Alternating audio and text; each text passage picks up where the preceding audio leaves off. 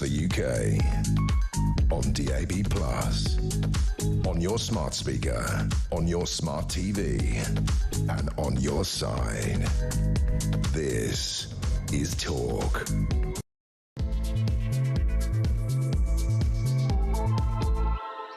Welcome back. 2 minutes past 4. Drive on Monday, and I promised myself that I would be totally and utterly honest. I don't know if you heard what I said to Ian. I'm going to report it in just more detail, right? I do actually, I'm a week from being 60, and I do actually sometimes think to myself, maybe it is me. And then things happen to me like they did on Saturday. We talk about Glastonbury. You might have heard me just tell the story. I went to my son's Lord Wandsworth College in Hook. Fee-paying school. I've spent enough money there. Come to the final speech day for your son. Sit there in the front row. Enjoy amongst, 1,000 students and parents, and just enjoy the prize giving. Marvellous, lovely. And to be perfectly honest, H gets the golf thing, everything's good, and they bring on this Andy Zaltzman, apparently his name, and he's very funny. Apparently he's the BBC. He does a news thing, and I'm thinking, this is great. The first 3 or 4 minutes, he's brilliant. Slags off Latin, says you don't need to do anything, blah, blah, blah, and then launches into what can only be described as a political assassination of almost everything I believe in. Now, just because I believe in certain things doesn't mean they're right, but I would have thought that the number one thing you should do at a school is give both sides of the argument. So I'm watching this bloke slagging off Donald Trump. I've said it on this station, there's many things I don't like about the Orange Man baby, but there's a lot of things I do quite think we could do within this country right now. Then he's slagging off Brexit. Then he's sticking up for net zero. Then he's slagging the Tories. I could have joined him on that. Not a mention, by the way. Not a bleeding mention out of his cake-hole about pensioners being screwed over heating costs or veterans living on the streets. Not a mention about how immigration, right, is fueling real discontent and stretching our public service. Nothing about that at all. And all I can do as I'm sat there, I'm trying to keep calm here, it's not working right, is actually think to myself, and you're taking a fee, aren't you? You're taking a fee from a private school that I pay into because that's my choice for my son, and you're against all that? Brilliant. Just so hypocritical. And then get in the car and I'm roundly sounding off to MG who's going, whoa, OK. And then we find out this Glastonbury horror. And I've got 2 words. 2 words for the BBC, 2 words for people listening, 2 words for every single newspaper in the mainstream media that refuses to be honest about this. Lucy Connolly. Let's just remind ourselves of what that vile lowlife Bob Vylan, is it, or I didn't give it a... This is what he chanted on stage, and this is what went out on the BBC. And this man should have been arrested right there and then. Play it, Ames. Death, death to the IDF, death, death to the IDF, death, death to the IDF, death, death to the IDF, death, death to the IDF. Hell yeah, from the river Get rid of to it. the... I don't want to see it. How is that allowed? I mean, that is hate speech. And we can sit here and we can have a debate, oh, hate speech and free speech. How is it, OK, that Lucy Connolly is languishing in jail for 31 months for writing, and I absolutely accept, not great things about the Muslim community? Nobody with a brain cell would condone what Lucy Connolly spoke about. In fact, she should have been given community service within the Muslim community, as I have said on numerous occasions, to learn the error of her ways. No, she's in jail. She's far right. What's that piece of crap? Why is he still walking the streets? That is hateful and wrong. What did Starmer say 24 hours later? Oh, it's not good. No, actually, I would have thought your militia who went into the streets after what happened in Southport, which was totally wrong, would have done the same. But we don't do that. And as for the BBC, there can't be anybody listening to Talk who doesn't agree with this. They are a disgrace and a joke, and they will go round and round in circles trying to make excuses. I know all about in demand, I know all about delays, I know about everything. They could have scrapped that. This is Glastonbury. We said it last week. Michael Eavis, the great creator, the man who cares about society, who put his £400 million fortune in trust so he doesn't have to pay any tax. Honestly, it's an absolute disgrace, and yet another example of why this country is not teetering, but why this country thinks, how is that fair? Whatever you think about Glastonbury, my story, whatever you think about the fact that, what about this? An Albanian with 50 convictions can stay in the UK because his crimes aren't extreme enough.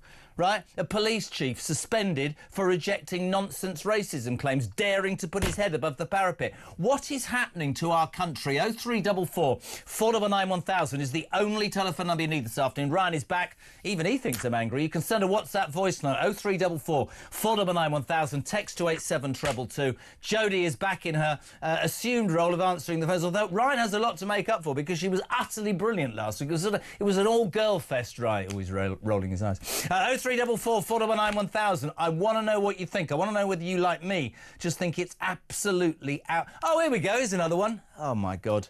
The notorious Rochdale grooming gang paedophile boss builds a new house in Pakistan and a village whilst getting £285,000 of your taxpayer money to fight his deportation battle. I seriously am going to go and live in a wigwam in Iceland. 0344. Why would you have a wigwam in Iceland? 0344 499 1000. Text to 87222. Let's start this afternoon, as we haven't been able to for 2 weeks because he's forever on holiday with his new bride, but I want this man to put his teeth into these stories. James Price, a very good afternoon, sir. How are you?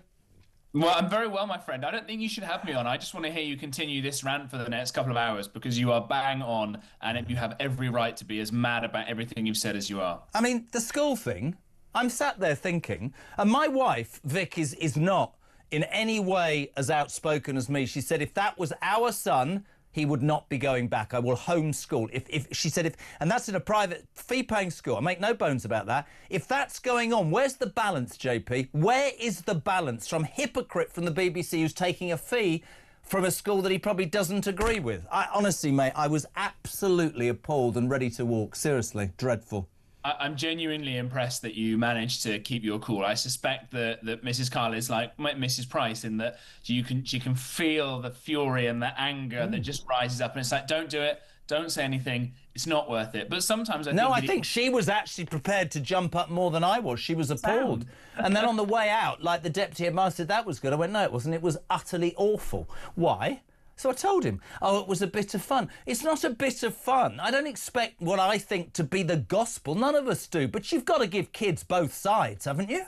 Yeah, absolutely right. This kind of institutionalized bias is so bad now that so many of these people genuinely don't even realize that they're that biased because they live in these cuddly, liberal, woo-woo little circles and don't understand what the rest of the country thinks. And unfortunately, the Conservatives losing the election rather than Labour winning the election has lulled some people into a false sense of security and thinking that the country is as mad, woo-woo, liberal, hippy-dippy as they all are, but they're not. There was a great example of this at the weekend where a Liberal Democrat MP who said that he was a Roman Catholic was upset that his priest called him out in front of a congregation for saying, well, you voted to allow granny to be murdered and babies to be murdered and all these things, so you're not going to receive communion. And this guy goes, how very dare you do that? I wanted my son to be able to get into the Roman Catholic school. It's, well, if that's the only reason you're doing this, these people have got no clue about how the real world works, whether it's your idiot comedian or these other morons. It's and then of course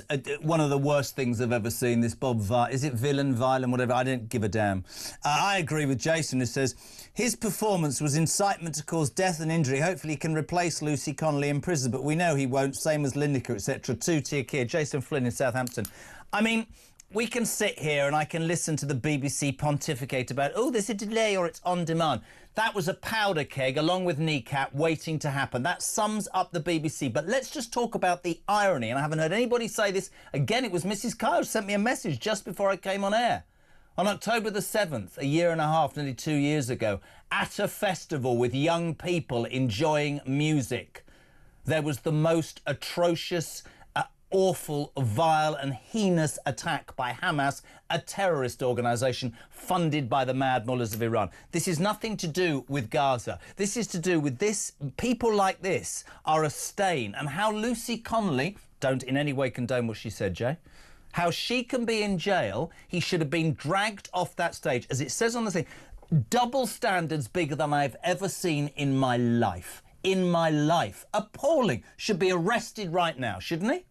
Well, I think one way or the other, right? This is why people get so angry about the concept of two-tier justice and two-tier policing from two-tier Keir himself, that either you're going to have Lucy Connolly in prison and this idiot, or neither of them. Now, as it happens, actually, my preference would be for neither of them to be in prison for these things, and that we should reach the sort of standards you have in the United States of America that allows for really truly gross, unpleasant free speech, as long as it doesn't move into actual, not just generic incitement of violence, but you have to say, right, we're going to go to this place at this time and go and kill these people who's with me, right? So you're actually planning it in that kind of way. I get that, but somebody from the BBC should have pulled that the instant that started. And for all the people, and I am not in any way, peeps, right, condoning the far-right thugs. I don't like them. But by labelling every single person who's ever complained about this poxy government, Keir Starmer made his position very clear. That is far left. That is heinous. That should be treated in exactly the same way. And you know what, James? It won't be. And that's why people are not... You know, when I walked into that tent, going back to Saturday morning, 3 blokes came up to me separately and said, "We love talks, great, keep speaking the truth." I wish I'd found them afterwards. We're being taken for mugs, mate, and that, Bob Vylan, I don't even, I believe Bob Vylan's chant of death to the IDF risks inciting violence. An impressionable person in the crowd at Glastonbury and someone watching on the BBC could interpret it literally. I'm livid, says Rachel. Absolutely livid. He should be arrested. He should. It's beyond people. And the truth is, mate, it's not going away. It's not going away. People's anger is not far-right madness. It's reality, isn't it? Yeah, you're right. And again, another reason why I'm glad in a way that this idiot was able to say what he did. And I agree, actually, that Glastonbury shouldn't be being shown on the BBC anymore. It's either hippie nonsense or it's stuff that's so commercial that it would be fine somewhere else, and that the BBC should spend more of its time doing kind of high cultural things and not dipping into hippy-dippy political stuff. But I'm glad that this idiot said this, because it's now there, very, very plain for everybody to see that how many of the people on the left hate us, right? They hate our country. They hate you. They hate me. They hate the people listening to all of this. And I'm kind of glad that this person made it so obvious, because it wasn't just the death to the IDF bit. One of his songs, which is crap, by the way, the music is really rubbish. It's not anything that the band Rage Against the Machine weren't doing 35 years ago. So it's derivative as well as being rude. But one of the lines just says, "I hear you want your country back. F word, no, you can't have that." Well, this is the problem, right? These people are glorifying in the fact that they are destroying everything that we hold Well, dear. then get out of my country. I've got breaking news which will make you smile, and hopefully every single person who's listening will be very happy. And again, this sums up entirely why Donald Trump, love him or hate him, is a different animal. Breaking news, ladies and gentlemen. Punk band Bob Vylan have had their US visas revoked 10 minutes ago ahead of a tour later in the year because of their hateful tirade at Glastonbury. The US Deputy Secretary of State, Christopher Landau, says they are not welcome in our country. Pump bag Bob Vylan have had their US visas revoked. That is what the Americans have done on the basis of what happened at Glastonbury, and that numpty in 10 Downing Street, too frightened with upsetting whoever, is doing nothing. And honestly, you can say it's good that it's out there, but they knew. They built it up for weeks. It was going to be Nika. They've used that, and he thinks he's clever or he's notorious or whatever. He should be treated exactly by us as the Americans have just treated him, and it is beyond me. Unbelievable. Yeah, you're right. And by the way, another fun thing that's happened with them, they think they want notoriety. Their Wikipedia page used to say, oh, they use the nom de plume of Bob Vylan and don't give their real names because they're worried about the surveillance state, blah, blah, blah. Well, Wikipedia's been updated now to have his real name, and he's called Pascal, and is some frightfully middle-class boy, actually, who's trying to be all trendy. And it'll probably come out that he's got some Arts Council funding or some nonsense like that. But I think that the wider point about this with the Americans is the fact that we could be doing this in Britain as well to so many scumbags and wrong-uns that we've got. We don't yet proscribe the Muslim Brotherhood of all organisations who are banned in Egypt, they're banned in the UAE, they're banned in Saudi, they're banned in Jordan. Here, charities associated with them are allowed to advertise on the underground and on the side of buses. We don't proscribe and ban and take visas away from plenty of other people, again, Islamist hate preachers who come in. We did take it away from one right-wing homosexual philosopher who was French, who wanted to come in and give a lecture series. is he wasn't allowed in because some Home Office official said you can't have that, which doesn't sound terribly progressive to me. But we should be doing this to Pakistan when they don't take back the scumbags we're going to talk about in a minute, but revoke all their visas, revoke the fact that we still, by the way, give Pakistan a huge amount of foreign aid money, and stop trade with these people in these countries and start taking away all kinds of other trade licenses. That is how we should be acting to express our values and what we believe about in the world. It's beyond me. And, you know, the government silence says it all. Let's talk about a couple of other things. I love your thoughts, by the way, on Bob Vylan. Banned from America. Good on Christopher Lando, Deputy Secretary of State. See, they can do it. Hateful tirade at Glastonbury, you're not coming to our country. 0344 499 1000. Text to 87222. James Price and I here. We weren't not talking last week. We were in the middle of an argument, but you were busy, I was busy. A massive screeching U-turn by Sir Keir Starmer on welfare. I read it with interest over the weekend. He said, I was preoccupied with world matters and my eye was off the ball. That's a frightening admission, isn't it? I actually think it didn't go far enough, and I think it is an absolute example of how this wet lettuce has invited so many people, excuse the Glastonbury pun, into his tent, and now he's been elected. He spends half the time worrying about who he's trying to please, and he doesn't know which way to turn. An absolute screeching U-turn. I think it's even worse than that, because all the people in that big tent of his, these 400-odd Labour MPs, and no one knows who they are because they're all completely generic, identikit people, they were all basically handpicked by him and Peter Mandelson and folks like that in his team and the Tony Blair Institute. So they're all just completely faceless, generic, ambitious Labour toads, right? I think you might call them NPCs or non-playable characters. I love it. And so the fact that he's losing a rebellion to these guys who don't believe in anything. You know, all they've voted for so far, again, is to kill Granny, is to kill babies and to give away the Chagos Islands and kill the farmers if they can. Yeah. Right? They don't believe in anything else, and you're losing an argument to these people. And the other point of his screeching U-turn, I don't know if people listening and watching play a lot of things like chess or poker. When you play those sorts of things against people who don't know the rules, actually sometimes it can be quite hard to work out how to play against them because they're so unpredictable. And that's how I find Keir Starmer at the moment when it comes to politics. You've got a guy who is so bad at it, so totally unaware and so empty inside. He doesn't realise he's not supposed to admit that he didn't even bother reading a speech he gave before the words were coming out of his mouth during the speech for the first time. I don't know if you know Matt Torbett. It's the only lefty I allow on this show because Matthew Torbett has lived a very interesting life, had his own issues and is genuinely a Labour supporter. He said on the night of the election, this is as good as it gets. He sat here on Wednesday. He's been ostracised from parts of the Labour Party because he says this guy should and will be gone within 12 months, and so will Rachel Reeves. It's the biggest letdown, he says, that the Labour Party could ever have had. This man is not political. He doesn't have vibe. He doesn't have nous. He doesn't feel it. He doesn't have anything. And Matt Torbett says he will be gone within 12 months. Yeah, we're almost there. I mean, we're almost at the anniversary, aren't we? I think Friday will be 1 year. People should realise there's still 4 years more of this. And the bit really, really scares me, mate, is this idea that they will realise, even the thickos amongst them who number in the many hundreds, will realise they're not getting a second term, right? No. Whether it's a Reform Party, whether it's a rejuvenated Conservative Party, whether it's an alliance between the two, whatever it is, they're not getting back in again because the country realise how utterly ghastly they are, how much they hate Britain. So what are they going to do? They're going to try and get out that hole? No. They're going to copy the Attlee government and go and do the most extreme things they do and think, well, the rest of the parties that come in afterwards are going to be too chicken to undo the terrible, damaging stuff that we've done. So let's, salt the earth and lay waste to as much as Britain as we possibly can in the last 4 years we'll have remaining, and what will be left of our wonderful country come 2029. Could not agree more. 0344 499 1000 to finish two stories that they're guaranteed to send me even more over the edge as I try not to self-combobulate, or whatever the word is, destroy myself on television. Albanian burglar, ladies and gentlemen, with almost 50 convictions, has been allowed to stay in the UK after a judge found that his crimes weren't extreme enough. Zenel Beshi's serious and prolific offending saw him jailed for 6 years in Italy for robbery, theft and false imprisonment. An immigration tribunal was told he failed to disclose these convictions when he arrived in Britain. However, the The tribunal said that he did not pose a genuine present to sufficient serious threat and was welcome to stay in our country because it would have been very hard for him to go back. This is on the same day I discover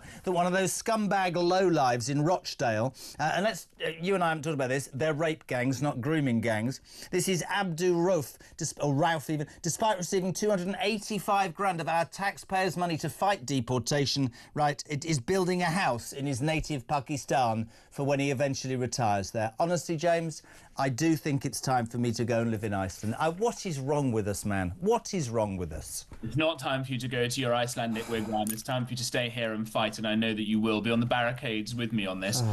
On the Pakistani, I won't call him a gentleman, the one consolation we know is there's going to be a very, very warm place for that person to end up in come the end of his life, wherever it ends up being. It's an obviously disgrace that we're having to spend more money because Pakistan won't take this guy back. Again, we should cancel all visas, send every Pakistani home until this is sorted. We should cancel all aid, all trade products, all the rest of it until they take these scumbags back. And on the Albanian guy, I mean, just mind-blowing. What I want people to take away from this is that you've got judges now saying that some crimes are not serious enough to warrant people being deported.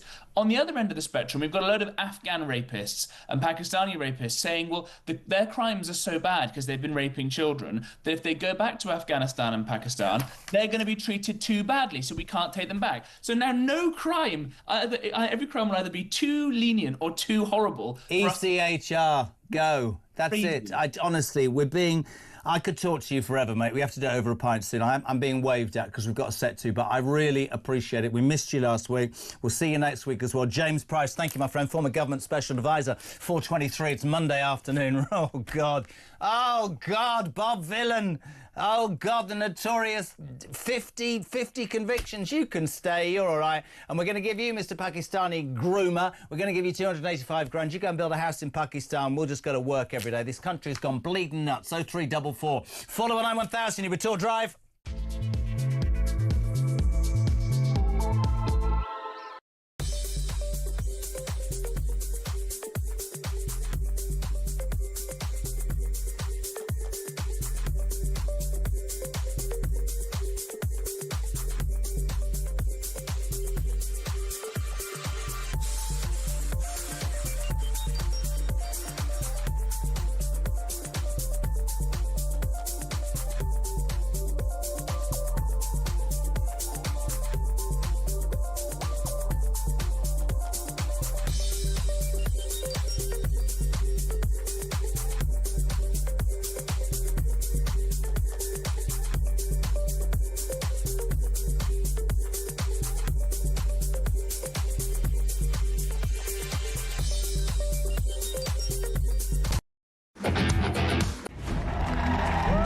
They promised stability. They said the grown-ups are back in charge.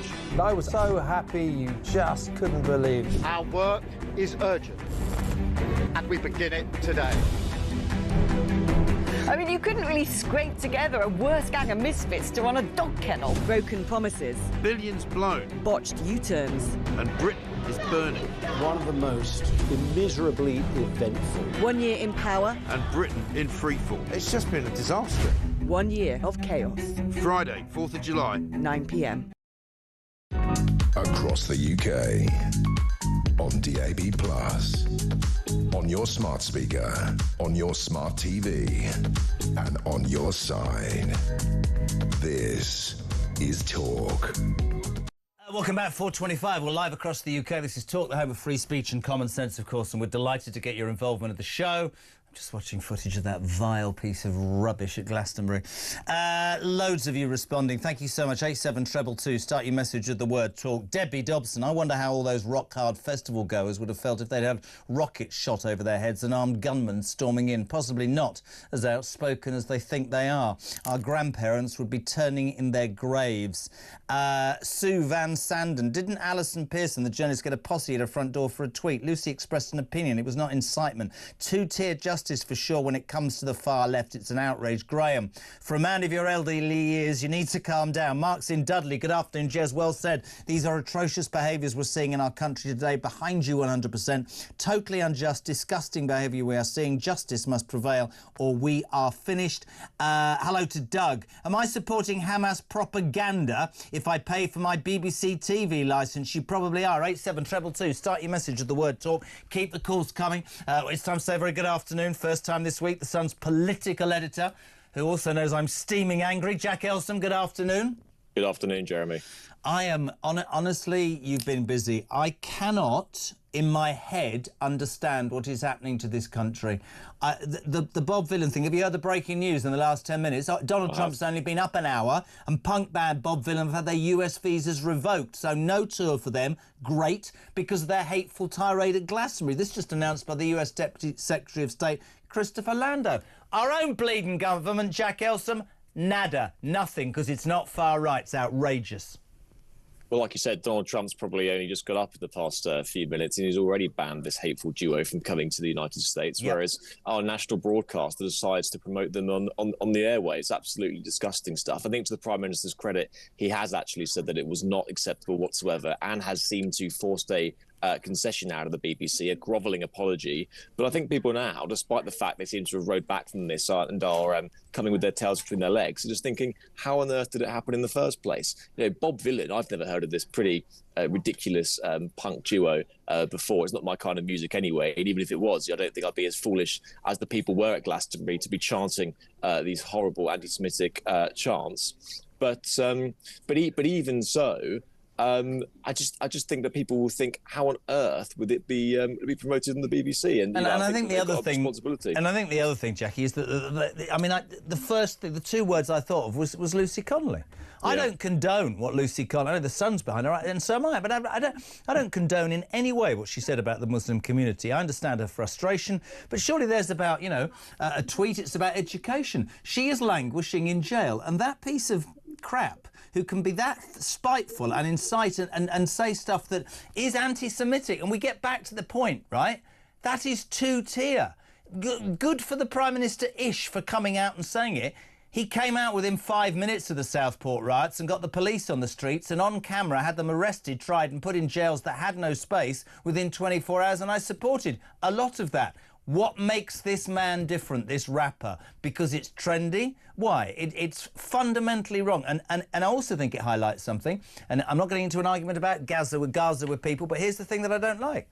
The fact of the matter is, that is racism. Why do we not in this country understand that anti-Semitism is as abhorrent as apparently Islamophobia is? But no, apparently not. And I think it's vile. I think he should be locked up, but he won't be, will he?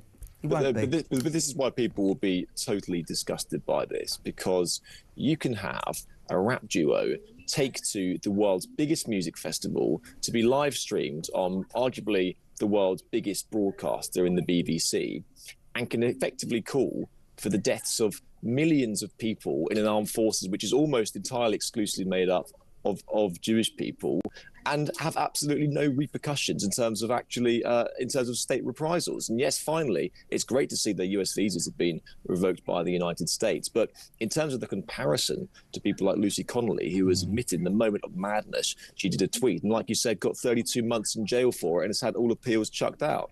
And people will look at this and go, how on earth is this anything but two-tier justice in this country? And what started out as I would say, a fringe movement, two-tier people seem to be almost consigned to the fringe of the internet, has now become totally mainstream because of examples like this. And it doesn't do anything to help the confidence in the judiciary in this country.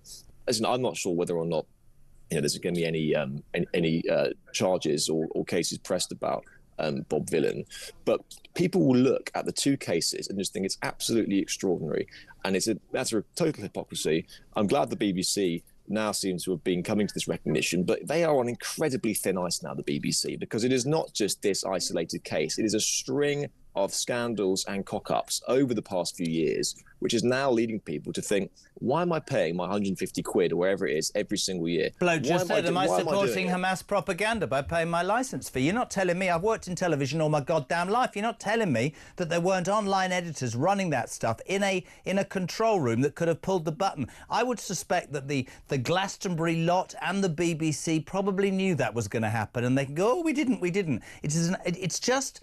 For me... But they clearly knew that something bad was happening, because up on the screen popped a little disclaimer saying, please be warned about some discriminatory language. Absolutely. If you know it's discriminatory, take it down. Absolutely. And the thing that I always think, and this is why, you know, we're so close, the Sun and all that, because for me, the same thing to say to people like that is, the BBC is a prime example. You really are so far up your own backside, you don't realise the depth of anger in this country, do you? It's the same with Keir Starmer about immigration. It's not far right, it's not racist. There are good, honest, hard-working people who look at that, look at Lucy Connolly and go, I don't trust the justice system. There's people that look at other stories we'll talk about in a minute and think, how am I supposed to believe or trust my government? Give me thoughts on that, by the way, peeps. 0344 499 1000. Should he get the same treatment as Lucy Connolly? I think so. What do you think? We were speaking last week, the screeching U-turn on welfare, and sort of over the weekend. Again, you're a political person, I'm not. I read something that he said, oh, I was sort of concentrating on world affairs and I probably got the welfare reform wrong. They've had 14 years to plan to be the new government. What's wrong with them? I think most people in Westminster saw this line come out from Keir Starmer and said that he was distracted with world events and thought, what sort of planet are they on in terms of this is now the strategy, saying that essentially you can't focus on one thing, more than one thing at the same time. I mean, he's the Prime Minister. He volunteered for the job. Nobody forced it onto him. He probably knew that it would involve spinning a lot of plates at any one time. It is one of the most important, if not the most important job in the country. And so to sort of almost complain that you can't do two things at once, you didn't anticipate the size of this rebellion, when he has massive amounts of staff around him, hordes of advisors, I just don't think it's good enough, and it doesn't really fly with most people. He's now got himself into the humiliating position of having to make huge amounts of concessions to these rebels. And I think that a former welfare secretary a Labour welfare secretary, John Hutton, put it very good last week, that Keir Starmer came in to government and said that he will be putting country before party. But now it appears that he's putting party before country because he's trying to diffuse what is essentially an internal political row at the same time as basically saying, I'm not going to be able to get the benefits bill down. You know, it was going to make £5 billion of savings with this package, the original package. And that wasn't even enough. Hardly anything. That wasn't even enough. It's a drop in the ocean when you think the sickness benefits alone are going to rise to £100 billion by the end of the decade. He's now basically shaved $2.5 billion off that to placate the rebels, and still some people on his left flank are saying that is not enough. And so you get the sense, the overwhelming sense now, that Keir Starmer is not in control of this majority. He's got a 160-seat majority, but it is a 160-seat majority in name only. Well, I was going to say to you, at all of it. I just said to James Price, Matthew Talbot, who is my favourite lefty, the only one I have on the show, said genuinely on another station on election night, he said, this is as good as it gets. He's never liked him. He doesn't think he's a political animal. He says, whatever you lot say, you know, he's an advisor, whatever you lot say about they don't change leaders, he's a dead man walking. He said this is just the last case of how completely inept Keir Starmer is. But actually, what's frightening is what could come next for the British people. I don't disagree with that. I don't think Starmer... He just doesn't have the nous, does he? The character, the oomph, I don't know, doesn't smell it, does he? Doesn't smell it. Well, I think by his own admission and by people that know him best, he's not a political operator. I mean, all his life, he's essentially been a career technocrat. You know, he's been a lawyer, head of the CPS.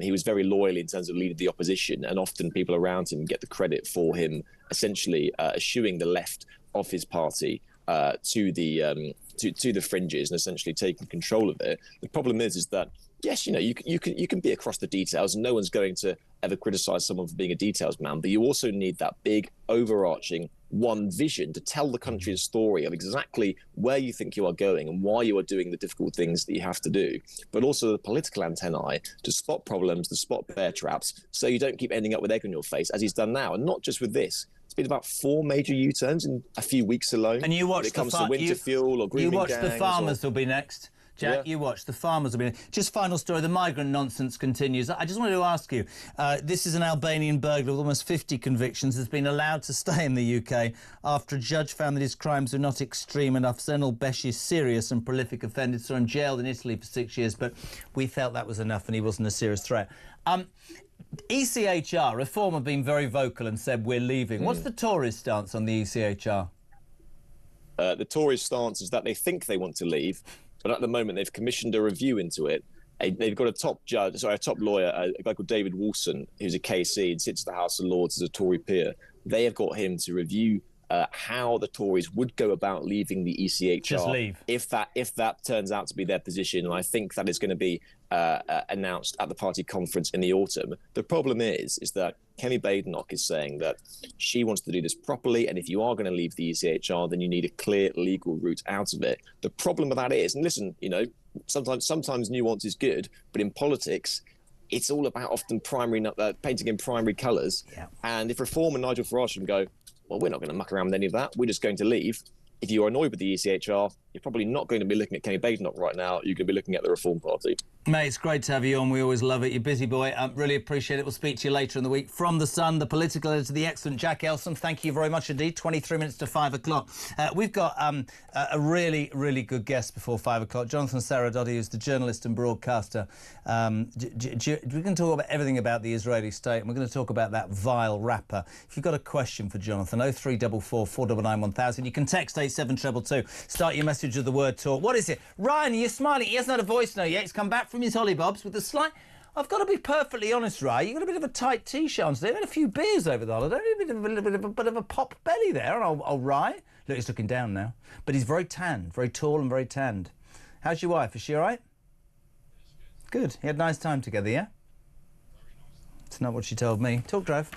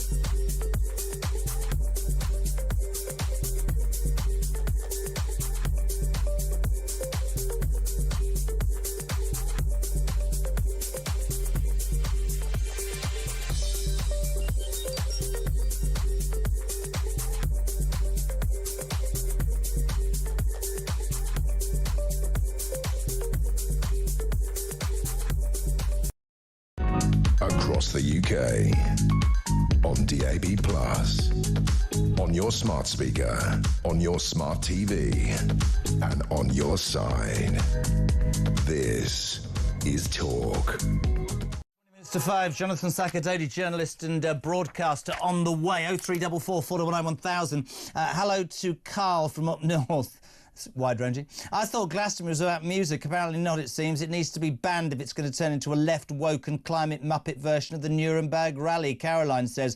Absolutely bloody brilliant, isn't it, Jez? Trump's been awake about 20 minutes and he's already revoked that awful group's visa. Serves them right. And what do we do in this country? Absolutely sod all. Duncan's and Milton Keynes. Jez, so Trump has been out of bed for an hour or so and has already revoked the views of the disgusting Bob Vylan. What have we done? As usual, nothing. Trump is far from perfect, but I'm so jealous of our American friends having a leader who just happens to just make decisions and get the hell on with it. Steve's in Stoke. Jez, how are the government going to defend themselves from legal action by new PIP claimants screeching discrimination? Very good. It's not even ironic anymore, says Jason in Southampton. These people, these artists are idiot. How anyone with any degree of intelligence can't see that on October the 7th, young innocent Israelis went out on a sunny afternoon to watch their idols perform at their music festival, only to be raped, murdered, tortured and held hostage. Yet these idiots, Bob Vylan, are praising these terrorists that carried out these atrocities at a music festival. It is beyond comprehension. Jez in January says, is Gary Parr. I was made redundant and we decided to get out of the UK for a year, currently in Tasmania. I listened to the UK news with despair. Cancelling my TV licence was a great day. I don't think I'm coming back. Bob Vylan, a pound shop Limp Bizkit, trading off the name of a successful music maker. Goodbye. And finally, Stuart in Perthshire. Punk band seems a bit of a false claim to. Punk makes me think of the Buzzcocks, the Stranglers, the Undertones, the Clash and so on. This duo's music is just a talentless noise. Or am I getting old? No, you're not getting old. We got a voice note from Steve in Hertfordshire on Bob Vylan. Go. I'd like to point out the difference between Lucy Connolly's ill-judged tweet and this Nazi propaganda that was spewed out at Glastonbury. Lucy obviously shouldn't have put that tweet up. It was a stupid thing to do, but I think it was done in the heat of anger, the heat of the moment. You know, this was something she realised very quickly was a mistake and stupid and took down. These two muppets, these two morons, these two racists at Glastonbury, they planned this. This was cold, calculated and planned. Couldn't agree more. That's Steve in Hertfordshire. Let's go to the phone lines in Staffordshire. Michael, you're on Talk Drive. Couple of minutes. What you got? Yeah, good to talk to you again. I'm so bloody annoyed at the BBC for allowing this propaganda for murder to be transmitted on our airwaves. Yep. I am cancelling my licence because if I pay them, that means I am paying for them to transmit propaganda for murder. Surely that is a criminal act. I've just had Paul from Dorset, and it says the BBC used taxpayer money to fund their coverage of Glastonbury. Another breach of trust, perhaps. Absolutely spot on. I'm not going to defend the BBC. I'm not going to defend the BBC at all. I think they're an utter disgrace. Everybody knows. I mean, I told my story about the speech day on Saturday. One of their comedians, as far left as you... I don't care if you're far left, but let's have some balance. But you're not telling me, after all I've done in my life, right, that somebody couldn't have squashed that. They love all this. That goes to the root of what the BBC is in its essence. Couldn't agree more. Mike, thank you so much indeed. 0344 499 1000. I'm delighted to be joined now. A good friend of mine, Jonathan Sacerdoti. Jonathan, I'm trying really hard not to explode on television and radio, my friend. You know from back in October when I was fronting something else, and we spoke many times, and I don't like what's happening in Gaza. I don't like all of that, but I was on air when October the 7th happened. I've still got friends whose kids can't wear their blazers in the high streets of London for fear. Why are we in a world where racism, obvious racism against Jews, is not seen as anything on the scale of apparently Islamophobia or other racism? By the way, I hate all racism, but I do think the Jewish community, and I thought Saturday was absolutely vile. Talk to me, my friend. This guy, Pascal Robinson Foster, who went on stage at Glastonbury and started preaching all that hate, was bad enough. But I think the thing that was most shocking to many of us, Jews and non-Jews, was actually that apparently thousands of people in the crowd joined in. And so I think it's very important that we ask ourselves how that happened, how we got to a point where society has been so twisted into this position of chanting for death at what's meant to be a music festival. And, you know, plenty of people have said it, but the last time I actually heard chanting for death at a music festival was on October the 7th, and it was at the Nova Festival in Israel, where those Palestinian terrorists came in, actually in these sort of improvised aircraft, and massacred people at that festival. So it's particularly sad to hear these people at Glastonbury, basically middle-class, middle-aged people, chanting for death in what's meant to be a music festival. To many people watching it, it looked like a sort of hate fest. So many people have said to me it reminded them of a Nazi rally. And I think the important thing to say about that is, because some people say that's hyperbole, but I think that what's resonating with people, what's making them think that, is that the Holocaust didn't start with 6 million dead Jews. It started with societies turning against Jews, who were their neighbours, their friends, their colleagues, and openly calling for, or at least tolerating other people calling for, the death of Jews and for treatment of Jews in that way. So I think that's why it's alarming people, because they saw this audience, it's meant to be people they know, in some cases, chanting like that for death, just utterly horrific. Can I ask the obvious question? Because despite my anger about this lowlife, and my anger is because I've got, you know, Jewish friends, and my anger is also about a two-tier system. I'm sorry, I'm having a slight problem with my to apologise, with my machinery. There you go.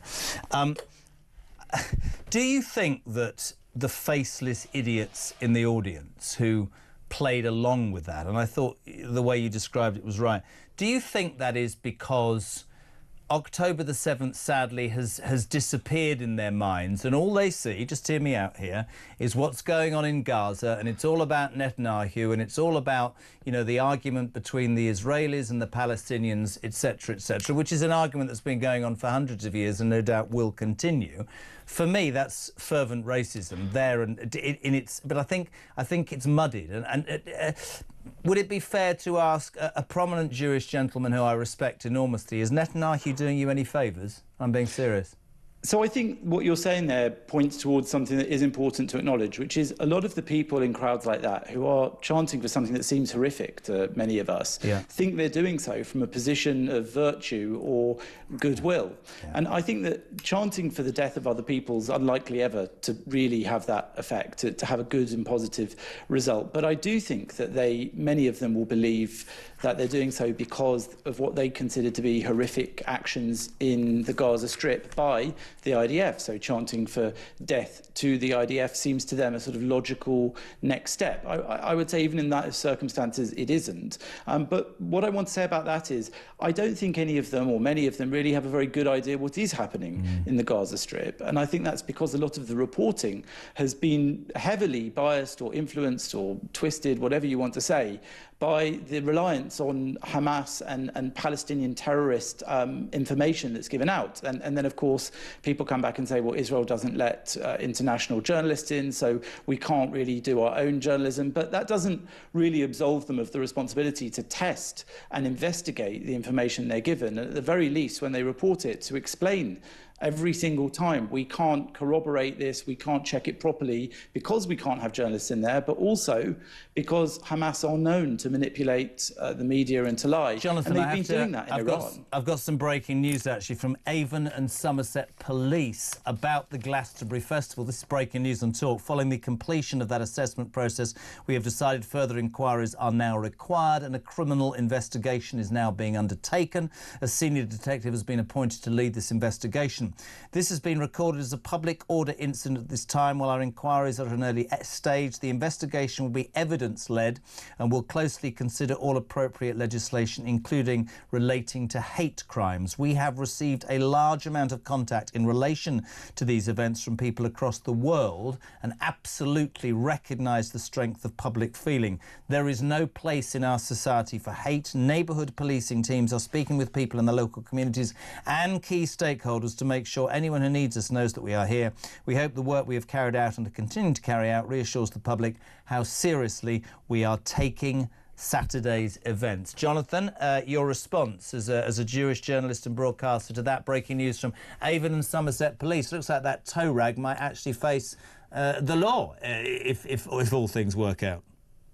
That's certainly very encouraging news that the police are taking this seriously, and it comes, of course, after the US State Department revoked the US visas for the members of that band in the light of their hateful tirade at the Glastonbury Festival, and including leading those chants for death to the IDF. So it is good now that the UK is catching up with the US. The police are saying that they're going to investigate this, and I think they really should, because what's important here is many Jewish people and many non-Jewish people have watched the so-called hate marches week after week taking place in London and around the country. And those things, very similar things, have been chanted at those, and nobody's been arrested. I think that this is the logical conclusion of the climate that we've all been living in over the last nearly 2 years now. If there are going to be rules, in my humble opinion, the rules should pertain to every single person. If you're going to allow free speech and you're going to jump up and down, and I raise with you... Actually, are you all right to stay there if I go to a break? You're not in a hurry, are you, Jonathan? Are you OK to hang on? I'm good. Good man. 10 to 5. Jonathan Sacerdoti back after this break.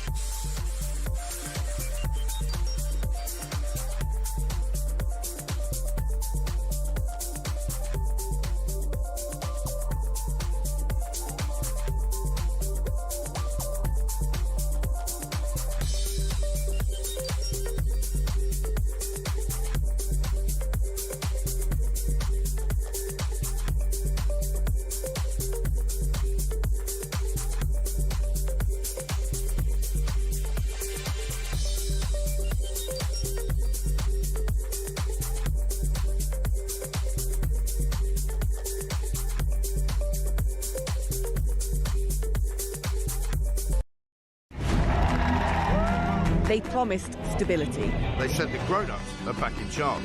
I was so happy you just couldn't believe it. Our work is urgent, and we begin it today. I mean, you couldn't really scrape together a worse gang of misfits to run a dog kennel. Broken promises. Billions blown. Botched U-turns. And Britain is burning. One of the most immeasurably eventful. 1 year in power. And Britain in freefall. It's just been a disaster. 1 year of chaos. Friday, 4th of July. 9 p.m. Across the UK. On DAB+. On your smart speaker. On your smart TV. And on your side.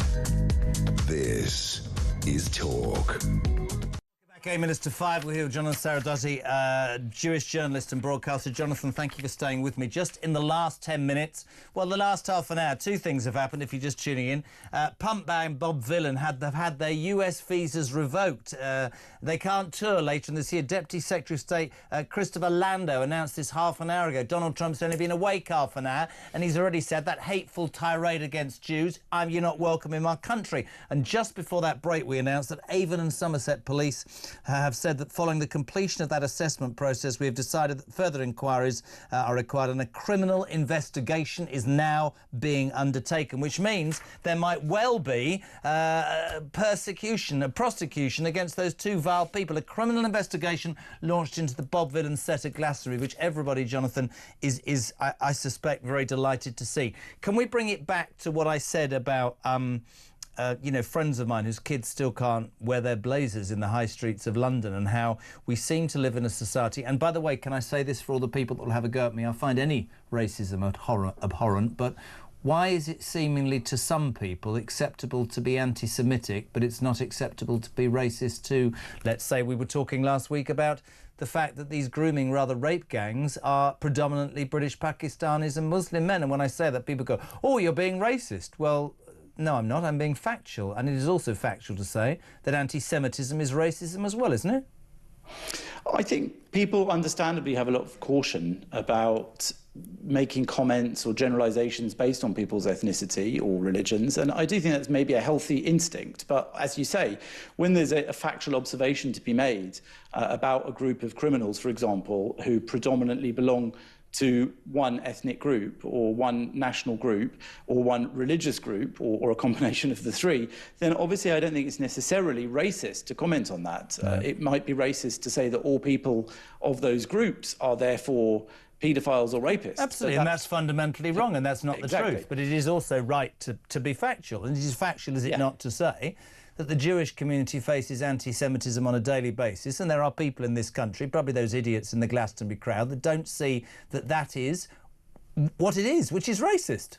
Yeah, I think that many of them don't understand some of the time that they are being Jew haters, and I think that that's part of the problem. That some of the things that people say when they, again, are going along with a sort of crowd or groupthink, where they think they're virtuous, they think they're speaking as good people who are against some kind of persecution of an oppressed people. This is how they frame it and how they see it, and it's partly because that's how it's been framed for them. But I think they don't dig deeper, they don't find out the true nuances of the facts behind everything. Things aren't really as simple as it's made out, often even in the news. So people don't stand much of a chance to have a better nuanced version of the truth, and that leads them then to perhaps satisfying some kind of internal racism they might already have, or leads them to saying something that they didn't intend to be racist, but it is. The thing that's difficult for many Jewish people is that when we speak out and try and explain the situation, very often we're told that actually by those people, no, we're just complaining now, we're trying to stop them saying what they think, and that's something that Jews do to try and stop them talking about Israel. And again, I would say that in itself is quite racist, to say that we're not even allowed as a minority group to point out when people are persecuting us or being prejudiced against us. So it's a very difficult one, but I think the only way that we can get around it is by speaking out more, is by talking about it calmly, and also by trying to put across the news of what's happening in Israel, in the Gaza Strip, much more clearly and fairly, not taking as sort of baselines these very absolutist black and white, two-dimensional cartoon definitions of what's going on. You know, Israel oppressor, Palestinians oppressed, Israel torturing or starving babies. I get a lot of this in my timelines, and it's just so difficult to engage with. It's a bit like asking someone, when did you stop beating your wife? You have to start from the position of deliberate or accidental falsehoods and work backwards, which means that you're always trying to explain away something that actually isn't true. Do you, just to finish, and it's been great, what do you hope can come of that vile tirade on Saturday? And I'm sure as a member of the Jewish community, you watched with horror, as some of the audience agreed. What do you hope? When you speak to me, what does the Jewish community want? Well, I can't speak for the whole population of Jews, but I'll say what I hope. Two things. One is I hope for Jewish people that they take this as a wake-up call and that they do need to think very seriously about whether we have a future in this country when crowds of people, middle-class people, at a popular music festival can react like that to that level of hatred. I think that we need to think very seriously about what we're going to do if our conclusion is that the future here isn't really ideal for us and our children. And I think the second thing that I can draw from it is from the other side, for non-Jewish people, who also might see people asking themselves those questions and might ask what kind of society we live in now, where that happened, and whether it's time that they should speak out more and that they should do more to fight against those kinds of hideous prejudices that are making life difficult for Jewish people. And some combination of those two things might lead us to a better place. But I must tell you that I and many Jews I speak to aren't that optimistic at the moment. Mate, it's always a pleasure. We're with you. We appreciate you being on. Jonathan Sacerdoti talking there from a Jewish perspective. I've just time before the news at 5 to slip one call in. We'll go to Birmingham. Dave, 2 minutes only. What you got, pal? Hi, Jeremy. I've been listening most of the day, screaming at the radio that all these excuses from the BBC. What the thing no one seems to notice is in the background of this Bob Vylan show are all of these Free Palestine posters. The black and white posters behind him. The BBC knew what was going to happen before they went live to it. And there's something else as well, and you are absolutely spot on. He will have done a sound check, and he will have done a sound check with all of that stuff shown, and that will have involved sound engineers and producers, and that they would have run through it on the television. You are spot on, man. I should have said that. Absolutely will have done a sound check, and absolutely will they have been aware. I think it sums up the BBC. I think it sums up Glastonbury, but it's just two-tier, isn't it, Dave? Look at Lucy Connolly. She's in prison. It's absolutely disgusting. There's no way that Lucy Connolly should be in prison for a tweet that was down within 2 hours. And this is broadcast around the world for everyone to see on the biggest broadcasting service in the world. It's not going to be the biggest broadcasting service. I love the fact the Americans revoked their visa within 10 minutes of Donald Trump getting up today. And there is, of course, now a criminal investigation that has been launched into Bob Vylan's set at Glastonbury. Dave in Birmingham, thank you very much indeed. Real outrage in the first hour of the programme. I get it completely. What do you make of this duo? I mean, how do we allow this? Fair play to Trump. You're not coming to my country. Avon and Somerset Police is going to be a criminal investigation. Don't the government need to go a bit further? Doesn't he need to open his cake hole, or is he too busy dealing with world affairs? This Glasto probe, definitely the right one. Thoughts on that? We'd love to hear from you. Also, the new welfare proposals. Is he a busted flush, Keir Starmer? And don't forget, you can commit 50 crimes as a migrant and you get to stay because it might be difficult when you go home. 0344 499 1000, the only telephone number you need. You can send a WhatsApp voice note, ring Jodie, or you can send us a text. We're always delighted to get them. 87222. Start your message with the word talk. Get doing that. We'll give you the news at 5 next on Talk Drive.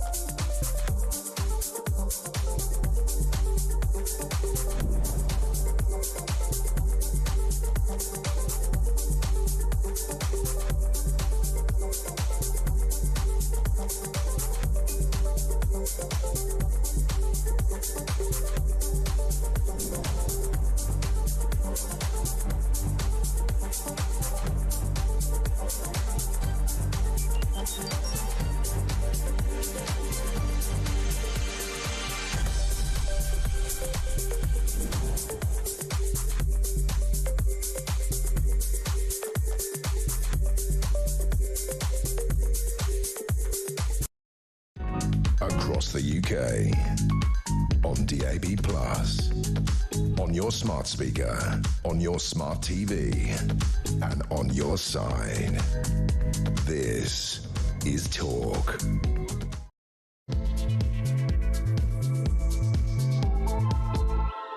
Welcome back. Just gone 5 o'clock. It's Monday afternoon. We're live across the UK on the home of Mike Graham's Morning Glory. We're listening this morning. God, it's good.